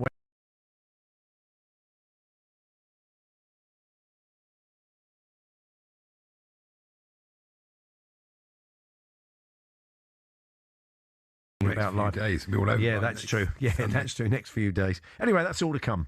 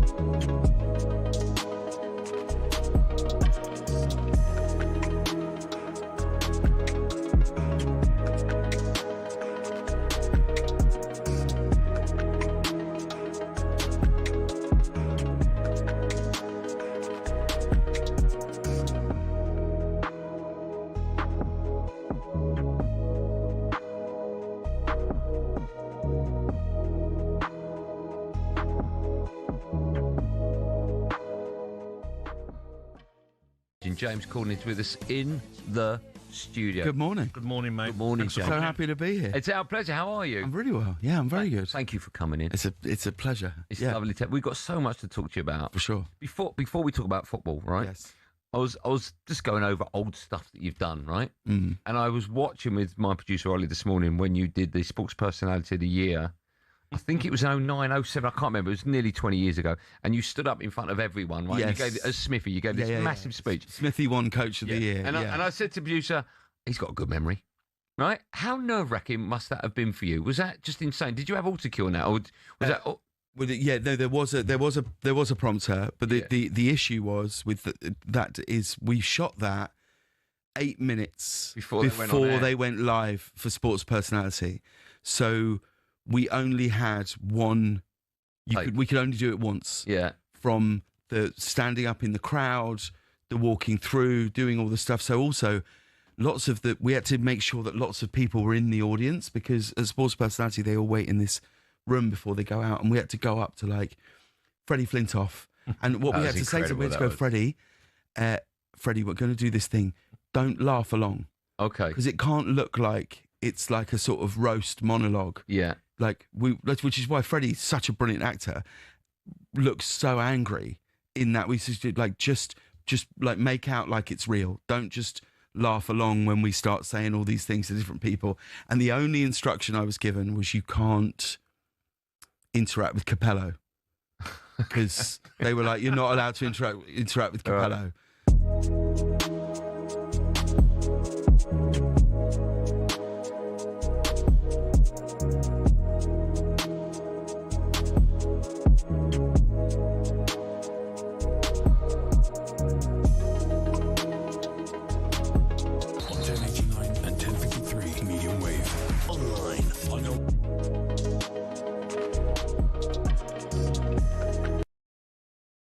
update, powered by the Nissan van range. Scoring a winning hat-trick of performance, payload and price. Search Nissan Vans or head to your local Nissan Van Centre.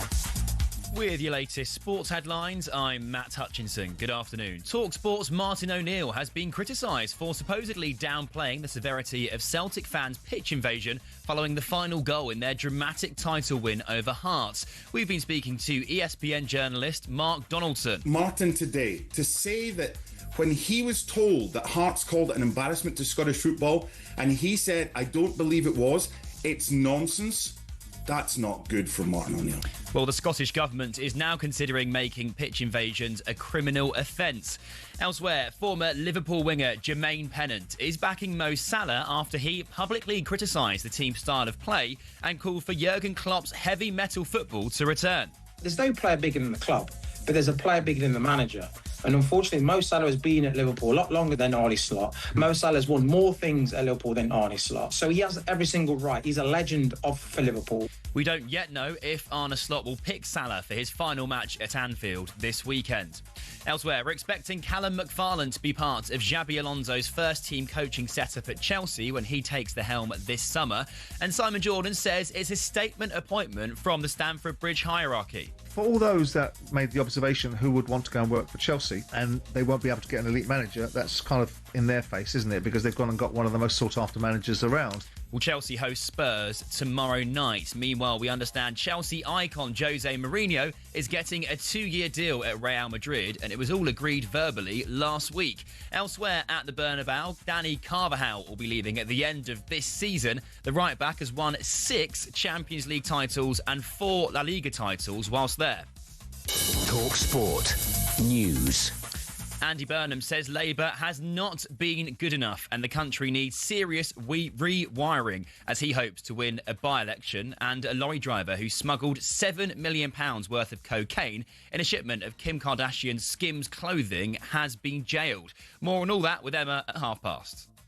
talkSPORT weather with QuickFit, where we've got a wider range of premium tyres than Britain has rainy days. Visit your local centre or book at quickfit.com today. We're expecting the next few hours to be cloudy for most of the UK, with some showers and potentially thunder in eastern areas.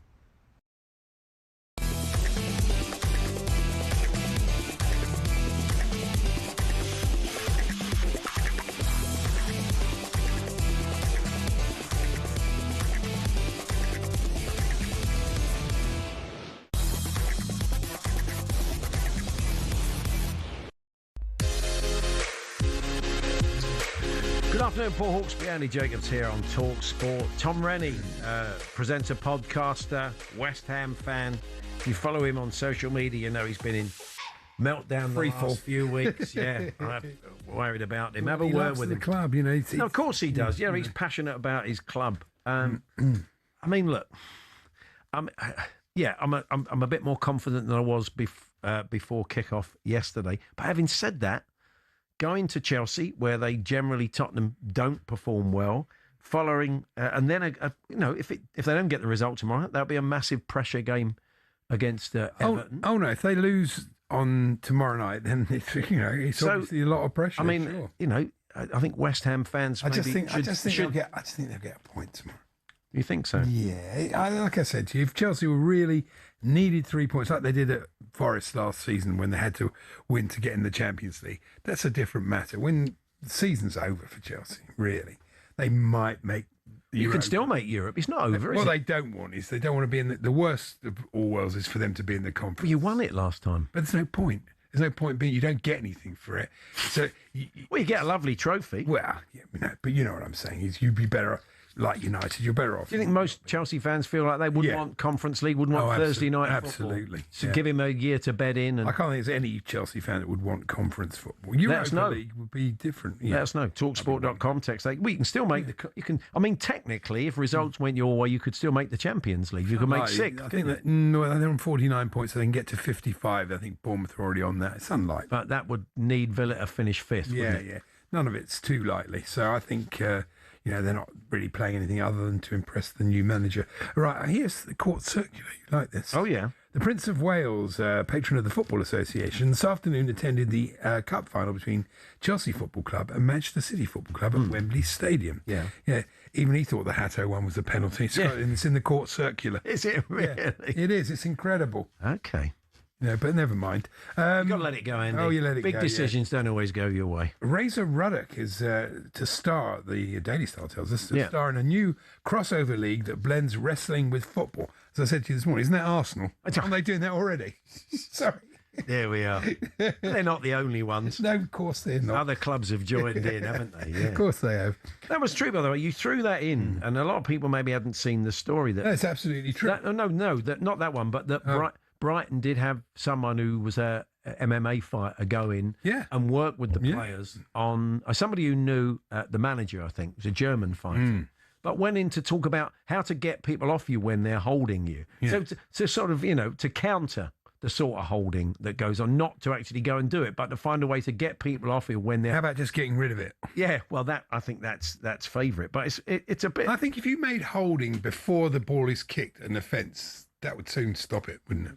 In what do you mean, before the whistle's blown? Most of it happens while the corner kicker is waiting to take the ball. Yeah. Because they all know the players that once the ball's in the air, they're in danger. They can't do much about it, yeah. Who knows? Three Lions is to be remastered and re-released. I can't believe this. It's already been at number 1 4 times. I mean, I love the song and everything, but I hope England win it this time so we can retire it forever. Yeah. But in this article, it said that there was a version by Robbie Williams and Russell Brand. I don't remember that. Do you remember that? No. No, never heard that version. Not heard that one before. But there you go. In light of somebody who worked at the FA for many years and will remain anonymous has been in touch with me and says that, that story has been going on for 30 years, the tabloid pampered FA. They all are. When you've been doing this as long as we have, everything that in the lead up to the World Cup has been written. They say there are numerous site visits to base camp and every conceivable level of preparation and organisation in place. They have to stay in a FIFA match hotel the night before each match in the venue city. That's standard. And the FA would have been on the road setting up every venue hotel ahead of the team arriving. So there we are. So, the marginal gains and all that. Now, you won't be surprised to know that Brian Linford, our old friend from Pontefract, has commented on the FA Cup final. Marvellous. Yeah. A BBC FA Cup in falling capitals. Yes. Commentary team saw Chapman, Rooney, Richard, Sturridge and capitals his bobbling and bouncing shiny crucifix earring all the game. Daniel transfixingly reminded us of Jay from the In-Betweeners model earring. Man City 1, Chelsea 0. Sturridge model of the match. Brian Linford Pontefract. Good old Brian. He's fantastic. He'd be without his his letters. Nonsense, really. But there we go. Anything else you've noticed today? Where have I got one? Yes. Oh no, not necessarily. Okay, fair enough. You see, apropos of nothing, so it'd be a bit difficult to bring it in. Really. You see, Erling Haaland's going to make his acting debut. Did you see that? He's going to play a cartoon Viking. Yes, it's a sort of animated film, isn't it? That's right. Directed and co-written by Harold Zwart. That's right. He's making it. Erling has already become a kind of real-life Viking icon, says the Norwegian. Powerful, fierce, and uniquely Norwegian. Bring him into this universe as himself. Gives the film energy and authenticity. Alan Carr's already in it. That's a matchup you would. Although a City connection, of course. Yeah. Oh yeah, with his father. Yeah. The Times have resorted to hotter than. I can't believe this. Yeah. UK to outshine Greece. Parts of the UK could be hotter than Athens by the weekend. That's really like a tabloid staple. Yeah. I thought they'd bring that in. So fair enough. We asked you about, we were talking earlier on about former Premier League referee Graham Scott about VAR and, why it's not working. And you didn't realise just now that Mbumo, the referee in the Mbumo case. I saw the highlight. I didn't realise. Michael Salisbury went to the screen and looked at it about 10 times before he came back and said, no, I'm going to stick with my original decision. Think you should highlight players cheating more, then the refs wouldn't get constant criticism. Well, Nigel, you're not wrong. I don't think you can argue with that. They all do it, though. I mean, blimey. So, look, we're going to talk West Ham in a moment. Their defeat to Newcastle means that Spurs effectively need a point because of the goal difference in their remaining 2 games. You'll get no crowing from me. I'm not going to go early. Definitely not, because I know what my lot are capable of and have witnessed it over the years. So there are no guarantees, and I would just think of karma, those Spurs fans who think it's safe now to wind up your West Ham mates. It isn't. Oh, no, that'd be a massive error. Get the job done or not, as the case may be. But is Tom Rennie hopeless? Is he without hope? The West Ham fan It could all and be done broadcaster. before the final weekend, other than the European places. I mean, Well, I think I'm going to stick my neck out and say Arsenal beat Burnley tonight, and I think Bournemouth will get a point against City. So Arsenal win it on Wednesday night. Yeah. I don't know if they're all round Kai Havertz's house, jumping up and down. It'll be that sort of thing, won't it? I feel it is. I feel it's going to be one of those. Yeah. All round Kai's place for the evening. Anyway, but all the Arsenal what do fans I we know? know, including our producer today, Georgia, is very nervous. It's understandable. Yeah, they're nervous. Yeah, Big they're game. nervous about. I've reassured tonight. them. As soon as the first goal goes in, you'll be fine. Well, Burnley put a couple of goals on Villa, didn't they, last week? Yeah, they did. Yeah.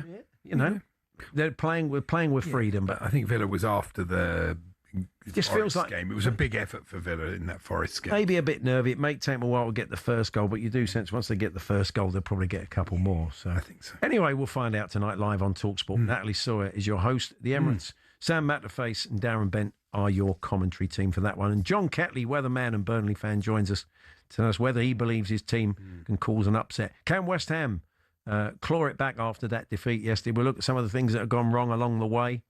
Tom Rennie will be joining us shortly. We're here with World Cup ticket prices are dropping as well as we approach the tournament. That's right. Nobody wants to go and see Austria v Jordan. I don't understand it. Apparently, a $400 ticket is now $170 if Austria Jordan. Well worth the money. Yeah, indeed. We're here with Tool Station, open from 7 a.m. Monday to Saturday. Grab what you need, get on site, get it done. First stop, Tool Station.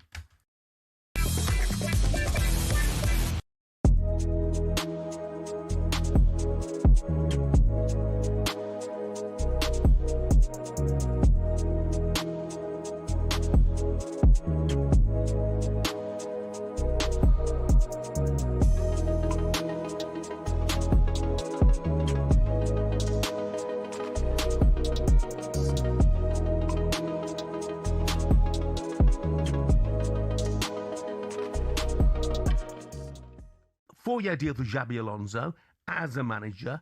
Wanted to be the manager because he wants more control. How much control do you think he'll have? Well, certainly more than his predecessors, Liam Rosenior in particular. And obviously, as you mentioned there, Enzo Maresca was very frustrated by the end of his tenure because he had a doctor sat on the bench telling him exactly how many minutes his players could play. I don't see that being repeated under Xabi Alonso. And you're right to highlight the fact that he has been given the title of manager as opposed to head coach. That suggests that the owners are willing to hand over more control, have learned from their mistakes. In fact, speaking of sources at Stamford Bridge, they know this season has been a poor one. They said after they got rid of Liam Rosenior so quickly, having appointed him, that they would do a bit of soul searching. There would be a period of reflection.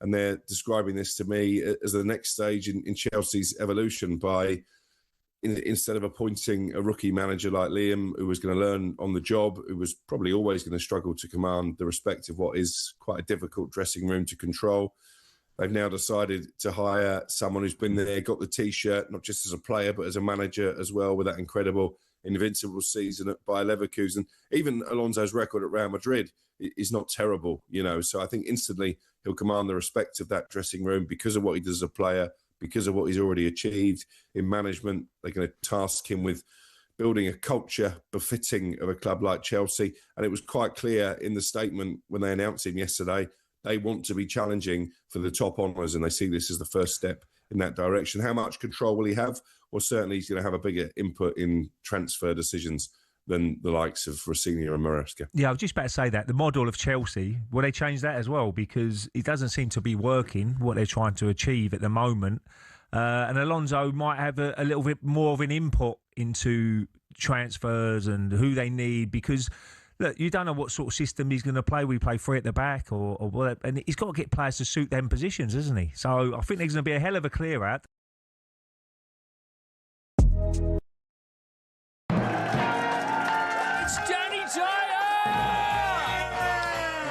Not wig. It's a nutty canister, either way. I mean, look at the nut on it. Bob Odenkirk! always great. He was just a breath of fresh air. Amelia Clark! Star Wars versus Game of Thrones. Game of Thrones, definitely. I'm loyal. Don't tell me. Alex Hassel! In season 2, a lot of us get our clothes off. You do know you did that in season 1. Exactly, that's true, yeah. Sorry.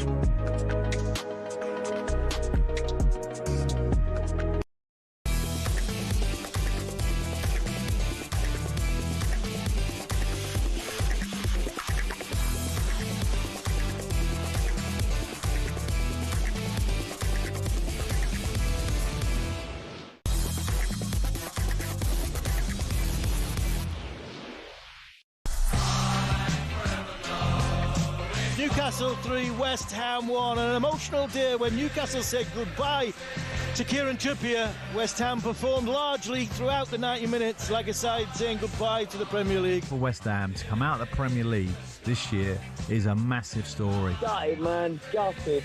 Absolutely devastated. And we are done. It's finished, mate, and we deserve it. I think that's fine now in the coffin. I don't see it staying up now. We have a tough week ahead of us. Work, respect, and try to finish the season with dignity. Let's see what happens on Tuesday. Still possible, but realize that it's very difficult.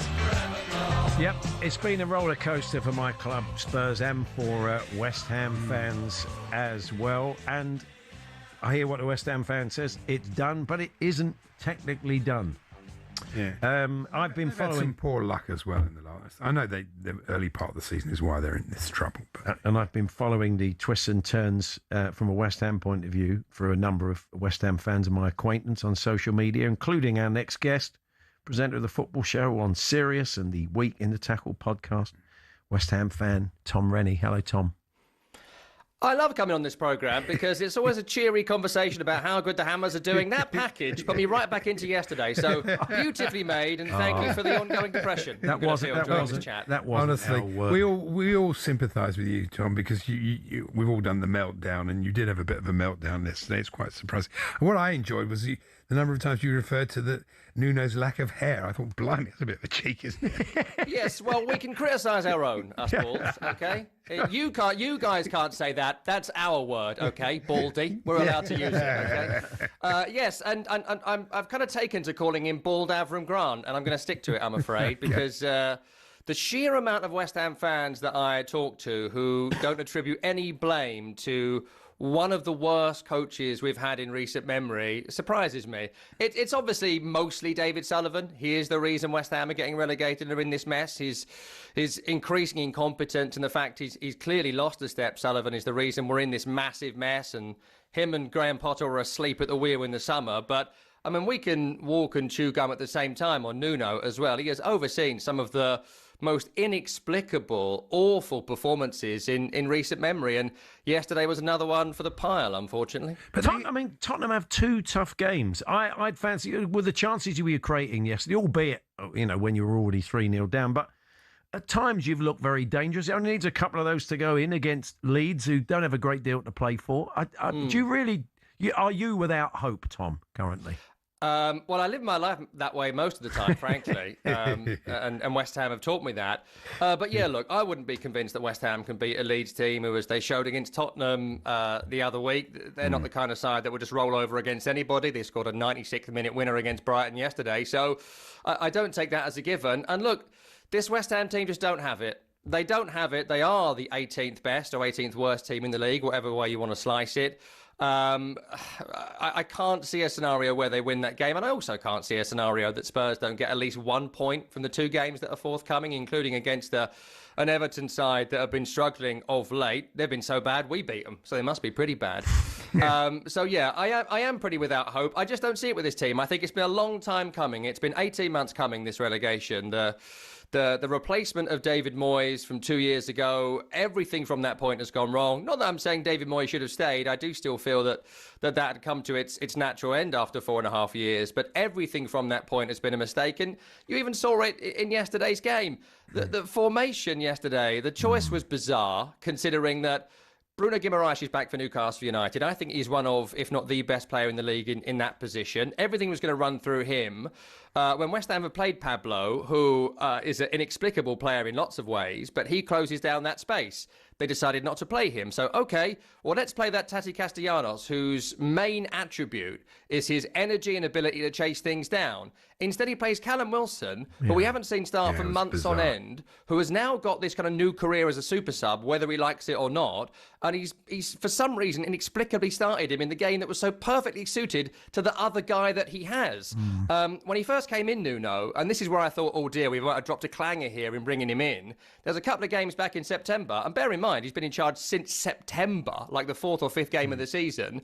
Against Brentford and Leeds, he infamously played the right back at left back, the left back at right back, the central midfielder up front, the winger up front as well. He played Andy Irving, who, in front of future Paris Saint-Germain player Mateus Fernandes. And of course, they lost both those games, and he tried to fix the plane mid-flight in both games, which did not work. And then we get to yesterday, to Debo, who is, I'm sorry to say, overweight, overpaid, and unacceptable. To Debo, one of the biggest sort of identifiers of how bad this period has been for West Ham United. But he does play on the right, and yet you played him on the left against Newcastle when we've barely seen him for months on end. And the first goal comes from Hermansen, who just, in an era where the goalkeeper needed to be physical to deal with long throws, they signed a 5'5" goalkeeper who can't catch a ball. And they did it apparently because he can pass the ball really well. Not much evidence of that, considering he can't find Todibo from 20 yards. And if you can't find Todibo with his width, you're not a very good passer of the ball. So it's just a total mess. Some of the recruitment in January was Castellanos has been a success, hasn't he? It was absolutely mad not to start him. As soon as he came on, if you think about it, it was 1-1 from the time he came on. And that might have been all right for West Ham to get a point. You know, it was a very strange lineup. And I you're not for keeping him in the Championship, I think it's, obviously. Who, Nuno? Yes. No. A lot of West Ham fans are, Tom, surprisingly. I mean, I don't speak for all West Ham fans because most people I meet are wrong about everything. But I'm right in the end. It just takes time. Look, Nuno Espirito Santo has been a monumental flop, to my mind. I think that it is absolutely evident that he should not have taken a job so soon after Forest. I don't know what happened there, but he was obviously emotionally scarred from it.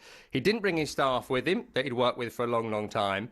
And I won't do the whole segment here on the amount of times that he personally has cost his team points, because I feel like it takes sort of like the pressure off the players. Like, the players have been very poor. Sullivan himself is the number one reason West Ham are in this situation, and Potter dealt him a very poor hand. But like I mentioned too already, there's the game against Bournemouth when they were 2-0 up and then weirdly took off Wilson after like 3 or 4 minutes. There was the Chelsea game where they were in a really good position. Then he decided to go all-out defence, which this team simply cannot do. I mean, I could list loads of them where he just has made mistake after mistake after mistake, and I just don't think he should have taken the job. And you look at him on the sideline yesterday, he looked a little bit like Phil Mitchell before he got sectioned in EastEnders yesterday after 20 minutes. Like, it just, I don't understand what he's doing with the job. And to go down with him, I'm sorry, he's not inspirational. He's done a very, very bad job. And I know they put on a good run of form after January. Not many teams get 50, 60 million pound plus Axel Disasi in January. Again, I'm not defending Sullivan here because I do think he is the root of all problems. But he did get money to spend. He did get to address the problems. And he did get one of the best defenders in the league on current form in Disasi. And he still has not got over the line. The battle has been, and I know Tottenham are in it now, but the battle has been for months and months and months. Leeds United, Nottingham Forest, West Ham United. That battle has been decisively lost against those two teams. And the only reason there's even a conversation going on right now is that Spurs have had this gargantuan injury crisis, as well as hiring a bizarre manager for a few weeks. Beyond that, we'd be down already, and that's where we'd belong. And frankly, I just don't know how you would have the stones to be in charge of West Ham moving forward. He should give in his resignation and apologise, and we should start again with a manager who can specialise in the Championship.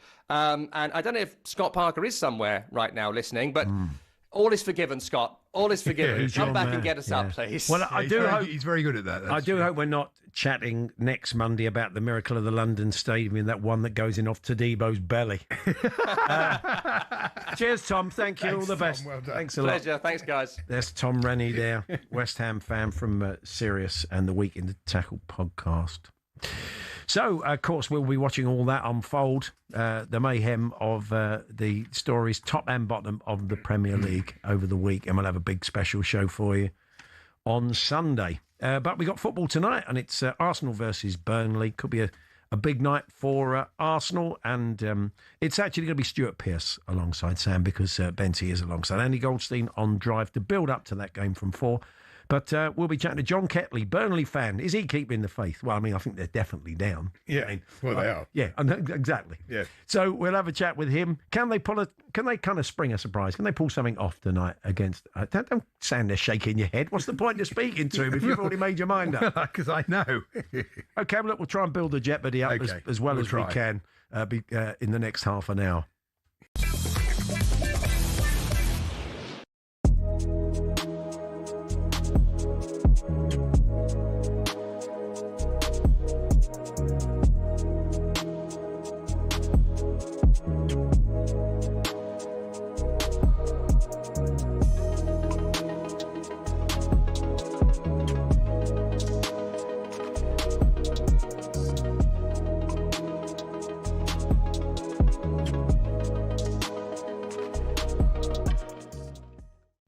Successive defeats for West Ham. Spurs 1-2, drew 1 in their last 3. Spurs need just a point from the final 2 games to secure survival. So, Martin, would it be fairly unforgivable for Spurs not to survive from here? Oh, yeah. Look, they're in the boss seat now. Deserve's come in and put together some really good results, Jim. Look, I said way back, we were both sat here, one thing that we may disagree now, someone likes to disagree with me, but one thing we did agree on was that West Ham, their fixtures looked much more difficult, and if Spurs could wake up, we all knew, didn't we? I mean, at one stage, it was just because it's Spurs, but this new manager's come in and made a change. So I see Spurs now as being pretty comfortable. West Ham have shot themselves in the foot yesterday because of their performance. Yeah. I mean, I've been pretty consistent that West Ham would get relegated, primarily because there was always this powerhouse in the back of your mind that you can't countenance Spurs being relegated. So I imagine Spurs' avoiding relegation will be as certain as Arsenal winning the league now in Martin's mind, because we're able to make those observations. But the fact of the matter is that West Ham, and Martin's right, I was under the impression that he'd had a lot less games. I don't know how many league games he has, but he's been in charge of Nuno Espirito Santo. He's been in charge of West Ham for 36 games. And despite the fact, I looked at their statistics yesterday before the game. In the last 15 games, they've taken 22 points. They're taking a point and a half a game. If they'd had that all season, they'd be miles away from this situation. But prior to that, I think he took some time to get into his stride. Too long. Yeah, I mean, and listen, I don't know how many games they had before he took in. I'll have a look in a second. But they were in chaos when he came there. They were in a mess when they came there. So could he have got them out quicker? Possibly. But you look at that side yesterday, and it's not really... Of the two teams between Tottenham and West Ham, the team that's been in better form, had more resilience and more about them, has been West Ham. Even when they got beat 3-0 by Brentford, there are 2 clear penalties that have subsequently been revealed as being penalties that should have been given to them. They hit the post twice and crossbar twice. So they were in that game. Yeah. But that was the West Ham that we saw yesterday that's been at the beginning of the season that's got them in this mess, because they were poor across the board.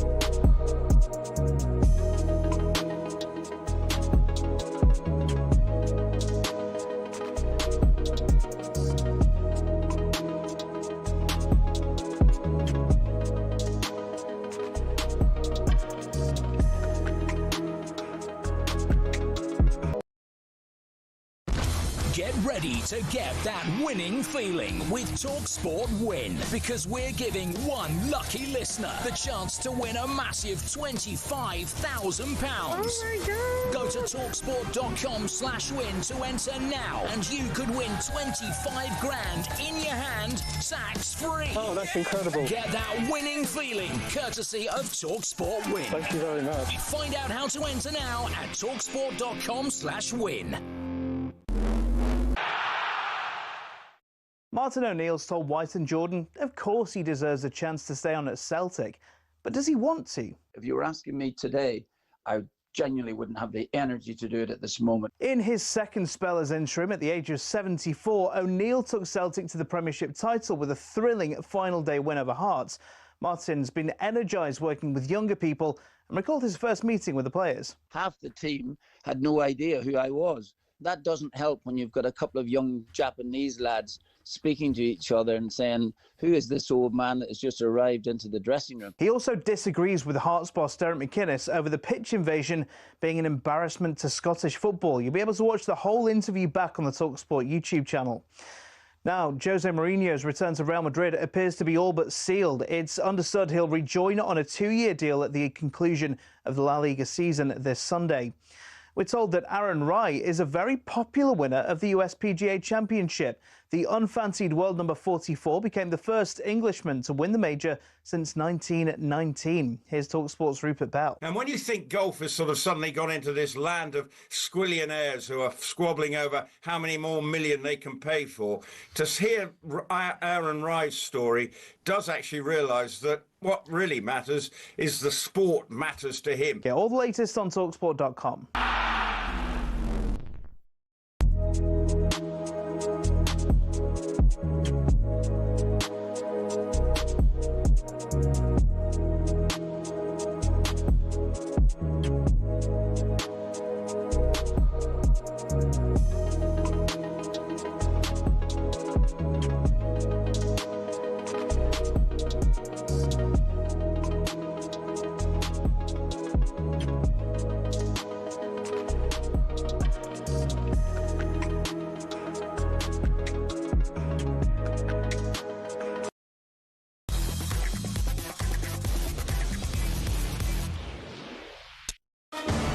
Power on talkSPORT. With Paddy's Super Sub, your new bet rolls over to the new player coming on. T's and C's and exclusions apply. 18 plus, begambleaware.org. Time for today's Bet Builder with our friends at Paddy Power. We welcome Fern Buckley back. We're looking ahead to tonight's talkSPORT commentary game between Arsenal and Burnley. Hi, Fern. Good afternoon, lads. How are we doing? Yeah, not too bad, thanks, Fern. Just briefly remind us how it works, the Bet Builder. Yeah, we've made some picks across different markets, added them all together, got some overall value, and then Paddy Power have trusted us. They've chucked a tenner on it, hoping we get it right, because if we do, it goes to the Attitude Foundation. Okay, I've gone route one, Arsenal win. Yeah, and it is the most popular pick. In fact, almost 10,000 people have it in their Bet Builder this afternoon. But there's so much at stake for this game, and Arsenal, they can't afford to have a slip-up, can they? You'd have to go back to December 2020, though, for the last time Burnley actually beat Arsenal. So they're probably feeling quite confident today. They're also unbeaten in any of their last 5 matches, whereas Burnley, not on a good roll at the moment, failing to win any of their last 11. So that is in at 1-12. Andy? I've gone for 2+ goals in the match. Basically, they'll be from Arsenal, but we'll take them from Burnley. I don't mind. Yeah, as long as it happens, who cares? When you consider 6 of Arsenal's last 7 Premier League matches at Emirates have cleared over 2.5 goals at that threshold. Burnley, they've actually got the worst defensive record in the top flight, and on the road they concede an average of 2.5 goals per match. So just over 70% of their away fixtures, by the way, hit over 2.5 goals. So it is a popular bet. That's at 4-11. Our Guna supporting producer Georgia has gone for Gyökeres to score or assist any time.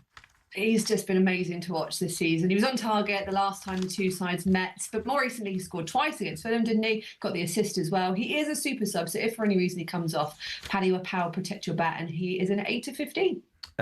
People's pick, Carl Walker to get shown a card. He'll get the full Tottenham reject stuff tonight, that's not a bad shout, actually. And he has struggled, hasn't he, to stay out of trouble this season. Picked up 7 bookings and 18 league away starts. So other than the Arsenal win, this is actually the other popular bet with almost 2,000 people having it in their Bet Builder. He is another super sub, and that is in at 3-1.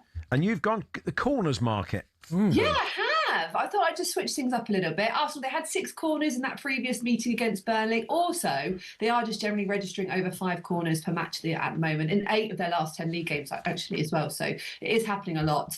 I wanted that in there, and it's in at 1-80. And if they all come off, what are we looking at? All comes in at just over 6-1. So from a £10 bet, you get £72 back. And if we get it correct, all that money goes out and helps the Attitude Foundation, who do great work with the LGBT community. Thanks very much, Fern. Thanks, Fingers crossed. Cheers, guys. There's Fern Buckley with Paddy's Bet Builder for today. Minimum odds 1 to 5 per So leg. optimistic. Yes, 18 plus begambleaware.org. Never cuts off. Paddy Power on talkSPORT. With Paddy's Super Sub, your new bet rolls over to the new player coming on. T's and C's and exclusions apply. 18 plus begambleaware.org. Sound of Burnley fans turning their car around at Toddington services. No. Anyway, let's move on to the world of women's football. The WSL concluded at the weekend. Let's look at some of the stories and some of the games from the weekend. Angelina Kelly has popped in to see us. Hi, Angelina. Hello. So, good season overall, you think? I think so. I mean, Chelsea have had the WSL title for, about 6 seasons in a row. It's gone back to Manchester City for the first time since 2016. I don't think a lot of people saw that coming. I think them not having Champions League football really helped them out. Yeah. Bunny Shaw staying fit, Viviana Miedema for the majority of the season staying fit, Lauren Hemp, only a few blips. I think that helped them massively. But yeah, I think there's been some good games as well. Man City actually beating Chelsea 5-1, Spurs winning 7-3 at Villa Park. There's been some good results. And yeah, overall some good performances. Tottenham, for example. Yeah, they've improved. They finished 5th. They got a late winner yesterday in the end. So, yeah, I mean, it's good because we're going to see the teams. It's going to expand to 14 teams, isn't it, the league? What we don't want is lots of dead rubbers within that. You want it to be a competitive league. How do you feel about the expansion then? Good idea? I think it's a great idea. And I think, Birmingham are already in there. Birmingham City, Crystal Palace are going to be coming back after they got relegated last season. There'll be a playoff between Charlton and Leicester, who finished at the bottom of the WSL table. So I think it's good. I think you want to see more teams in there. You want to see it more competitive. I think London City Lionesses, they were promoted into the WSL this season. Pretty good they season, finished really. 6th. Yeah. I mean, they did buy about, nearly 20 players. But they've had a really good season overall. You don't want it to be as soon as you get promoted, you go back down and it yo-yos like that. So, yeah, I think overall there's a lot of optimism, a lot of things to look forward to in the WSL and so many transfers potentially happening.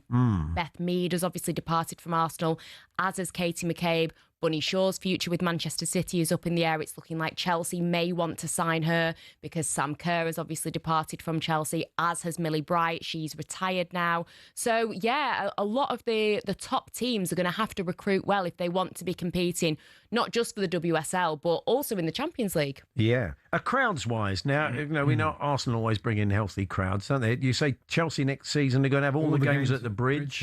Yeah. And we've seen more and more at the other stadiums. Again, is it building? Yeah, definitely. And I think one of the biggest indicators of that is the news that Brighton are going to build the first stadium in Europe that is purpose-built for women. They're looking at that being a 10,000 capacity. Potentially they could expand, but it is going to be next door to the Amex. So they've said, if the crowds do get to 10,000 plus, we can also move games over. So yeah, the crowds are showing up. This season they trialled drinking alcohol in the stands. I think overall that has gone quite well. Did they do it at all the games? No, not at all the games. It was only a select few. Right. But I think overall it's been well received from fans that I speak to, that are match-going fans. They enjoy it. Because the atmosphere at a women's game is very different. It's charged, but it's not. It's not as feral as it is often at men's games. And, it feels like a safe environment if you just want to have a drink to do that. Yeah, definitely. And it's, you've got a lot of different people from walks of life that go. It's just people that are football fans. You've got families, kids that, especially, young girls that watch the Lionesses do so well. You've got so many of those players that play in the WSL wanting to see them. And it's also affordable. Yeah, of course. Bottomless brunches. Who was doing that? There's been a few clubs. I'm pretty certain that my Manchester United have been looking into it and potentially doing it. But hey, I'm all for it. I know there's a few people at talkSPORT that love a bottomless brunch as well. So maybe we'll get a group of us to go.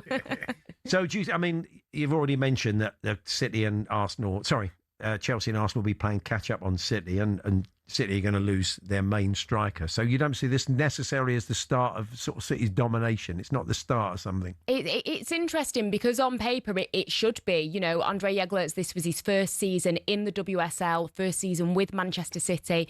He's won the WSL title. They've still got an FA Cup final, but I think to lose Bunny Shaw is going to be massive. It's like if Erling Haaland now turned round and said, thanks, City, but I'm going to Arsenal on a free.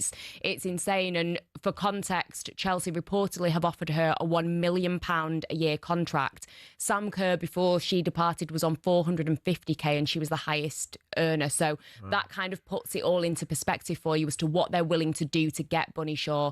This means that Manchester City, whilst they do have Viviana Miedema, who is a legend of the WSL, has scored so many great goals, broken so many records, but she isn't always able to stay fit. And I don't think that you can trust her completely to replace the numbers that Bunny Shaw provides.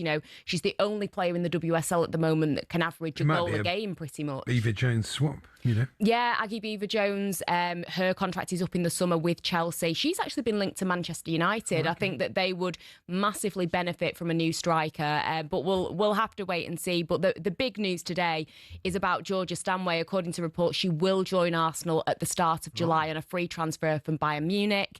The 27-year-old has been linked to Arsenal pretty much since January, when Bayern Munich announced that she would leave at the end of the season. And I think if Arsenal do want to win the league, they won the Champions League last season, they're trophyless this season, they need to strengthen their midfield. Kim Little's in her mid-30s, Mariana Caldente is 30 and has looked a bit tired this season. Palova's leaving, so Stanway would be a huge addition. They have a Swiss midfielder, Geraldine Reutler, who's also looks set to join for a free in the summer. So it will be interesting. And Arsenal also linked with Ona Badye, who is a Spain fullback, with Katie McCabe believing she could be coming in.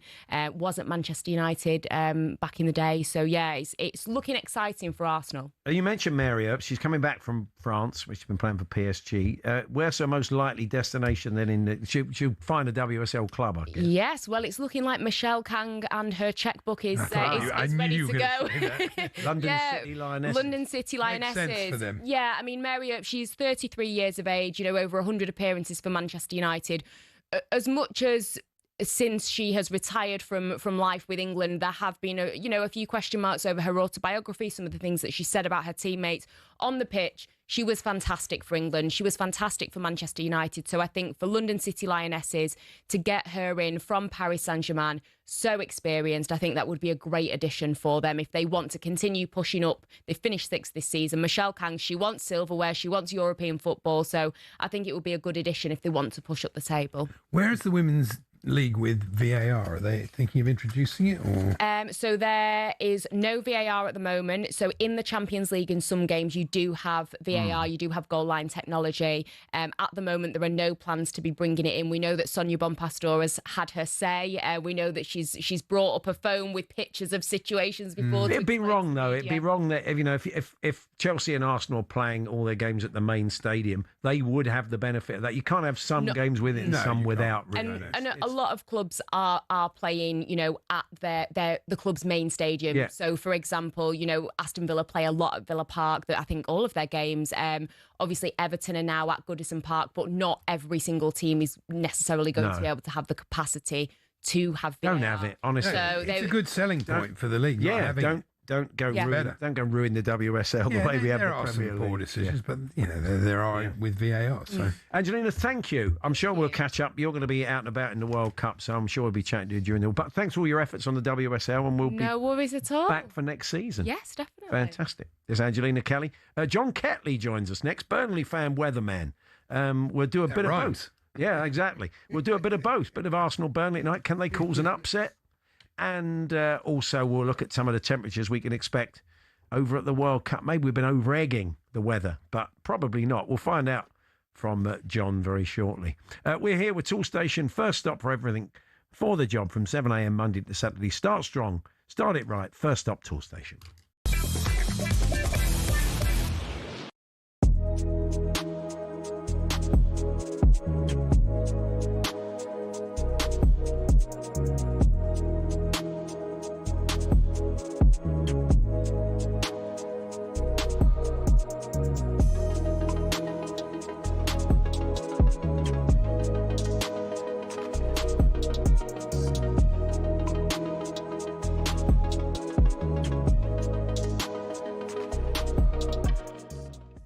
we had this conversation in the studio, and your bags of energy, and whilst you might be a little bit drained now, you'll replenish your tank, and there's plenty left in you. Do you think you merit the opportunity? Do you think Celtic should be offering you this job? I know it's a difficult question for you to answer, but come on, right. you've gone in there, you've fixed their problems, and you've steadied the ship, and you've won the league for them in a season where it's been a disaster for them. Do I think that Celtic should offer me? Do you think you merit it? Do I feel I've merited? Of course I have. Did you? I know, but I'm trying to move you. I'm trying to move you from the diplomatic fence-sitting position that you want to take. Did you chase Hearts down, Martin, or did they lose their nerve and blink? No, I don't think they lost their nerve and blinked at all. Absolutely not. What they've done over there has been fantastic. What the manager has done has been terrific, absolutely terrific. And last night he was voted Manager of the Year, quite rightly so. It was a really great effort. What we have here, I think, sometimes, Simon, in your disparagement of the league, is that we actually have some really, really fine managers, young managers who are very, very good. I'm working with some brilliant coaches who are just terrific. And I do learn an awful lot from it. Now, I understand the reason of this disparagement is because there is really no money in. Which, by the way, you joined in as well before you went back there. No, joined in what way? In terms of making observations about the quality of the teams in the league and the quality of Rangers. So pack your nonsense in. No, absolutely. I'm saying this, but what has happened? Sometimes when you're working at the coalface, as you often do, make real great judgments from about 14 million miles away. And I had you next to me to be able to support those judgments before you went back to Celtic. So pack it in. So don't you dare be a hypocrite. And then I stepped into the coalface and realized that both of us were talking bunkum. Oh, of course. Of course.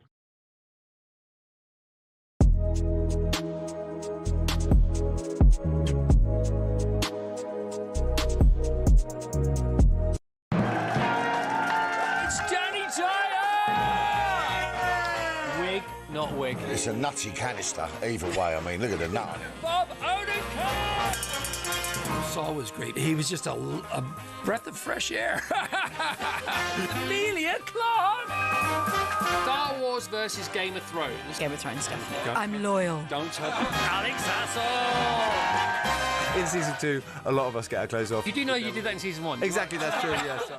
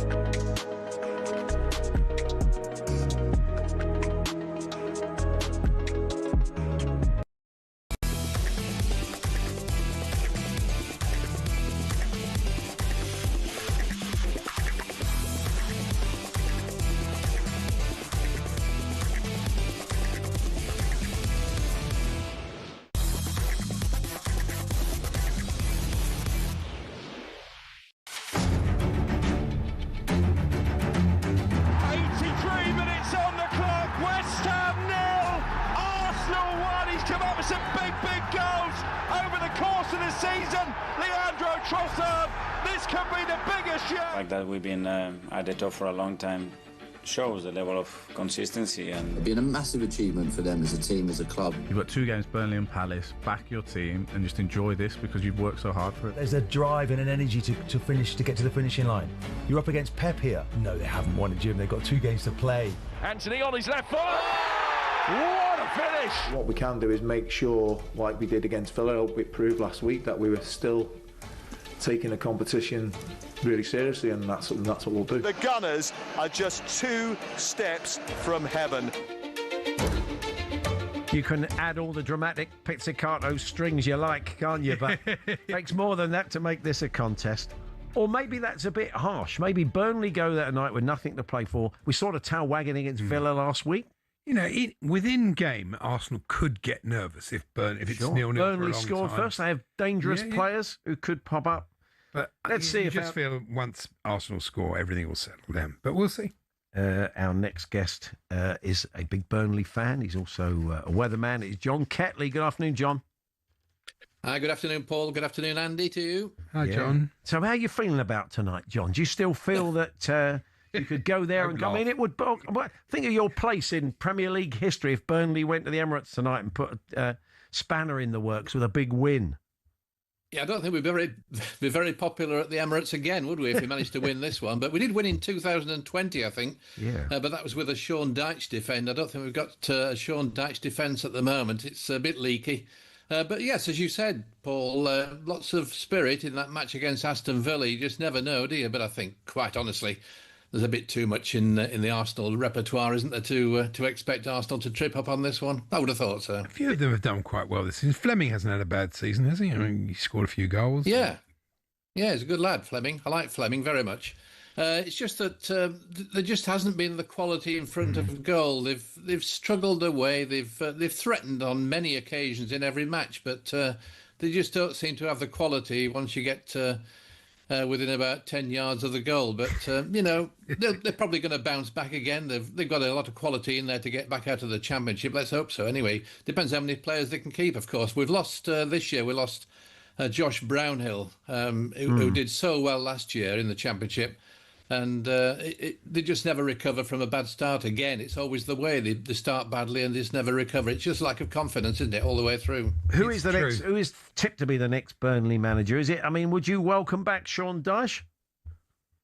Well, I think I would. It might seem a bit of a Luddite thing to say, but he's a good man, isn't he? He's a good man, and he's got Burnley in his veins. Really, he enjoyed it so much at Turf Moor for all those years. I wouldn't have a problem with that. Maybe, the chairman couldn't possibly invite someone back who'd already sacked. I don't think it's in his repertoire really to do that. No.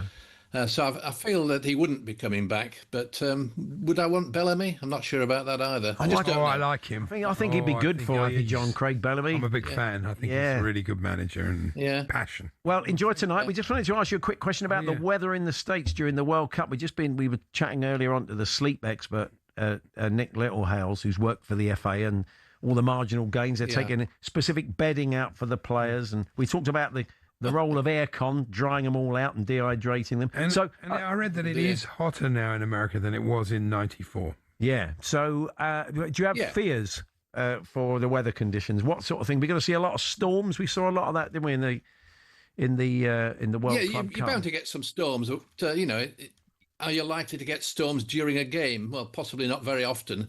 I think the hotter weather is much more likely, but they're playing all over the continent, aren't they? They're even playing some games in Canada, aren't they, as well? And Mexico, So they're all over the place, and you'd expect some very warm weather, some hot weather, and more humid weather as well. Of course, when you get through to, the 11th of June, is it, I think, the first game? Once you get through to this time of the year, you are going to expect some pretty lively weather. But the hot conditions, I don't know. Did we worry about it in 1970 when we played in Mexico? The great Gordon Banks save and all that. Is the world hotter now? Is that stand up scientifically? Is the world a hotter place, John, than 1970? Yeah.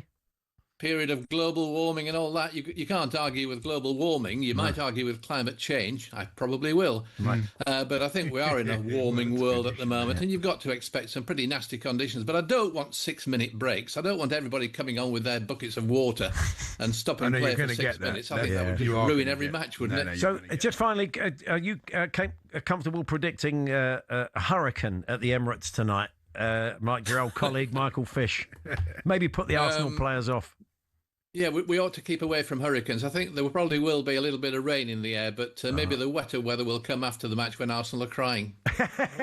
John. Cheers, John. Enjoy the game. Thanks a lot. Brilliant. John Ketley, Burnley fan and weatherman there. That game live on talkSPORT. Natalie Sawyer, host for that one. Sam Matterface and Stuart Pearce, your commentary team.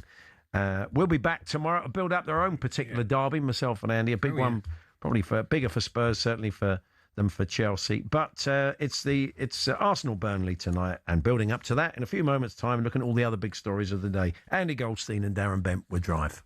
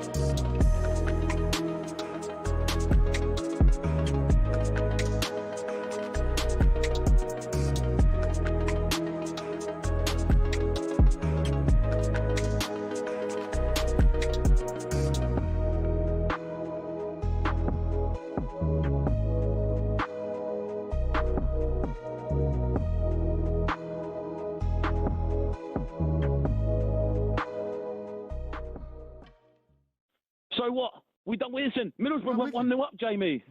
He's right. Right, they played brilliant. The first half, we scored an equaliser, right, and that done it. That put it to bed because the second half we come out flying, mate. Middlesbrough nothing. They were leggy. They were gone. I think the rule is if you're going to great goal.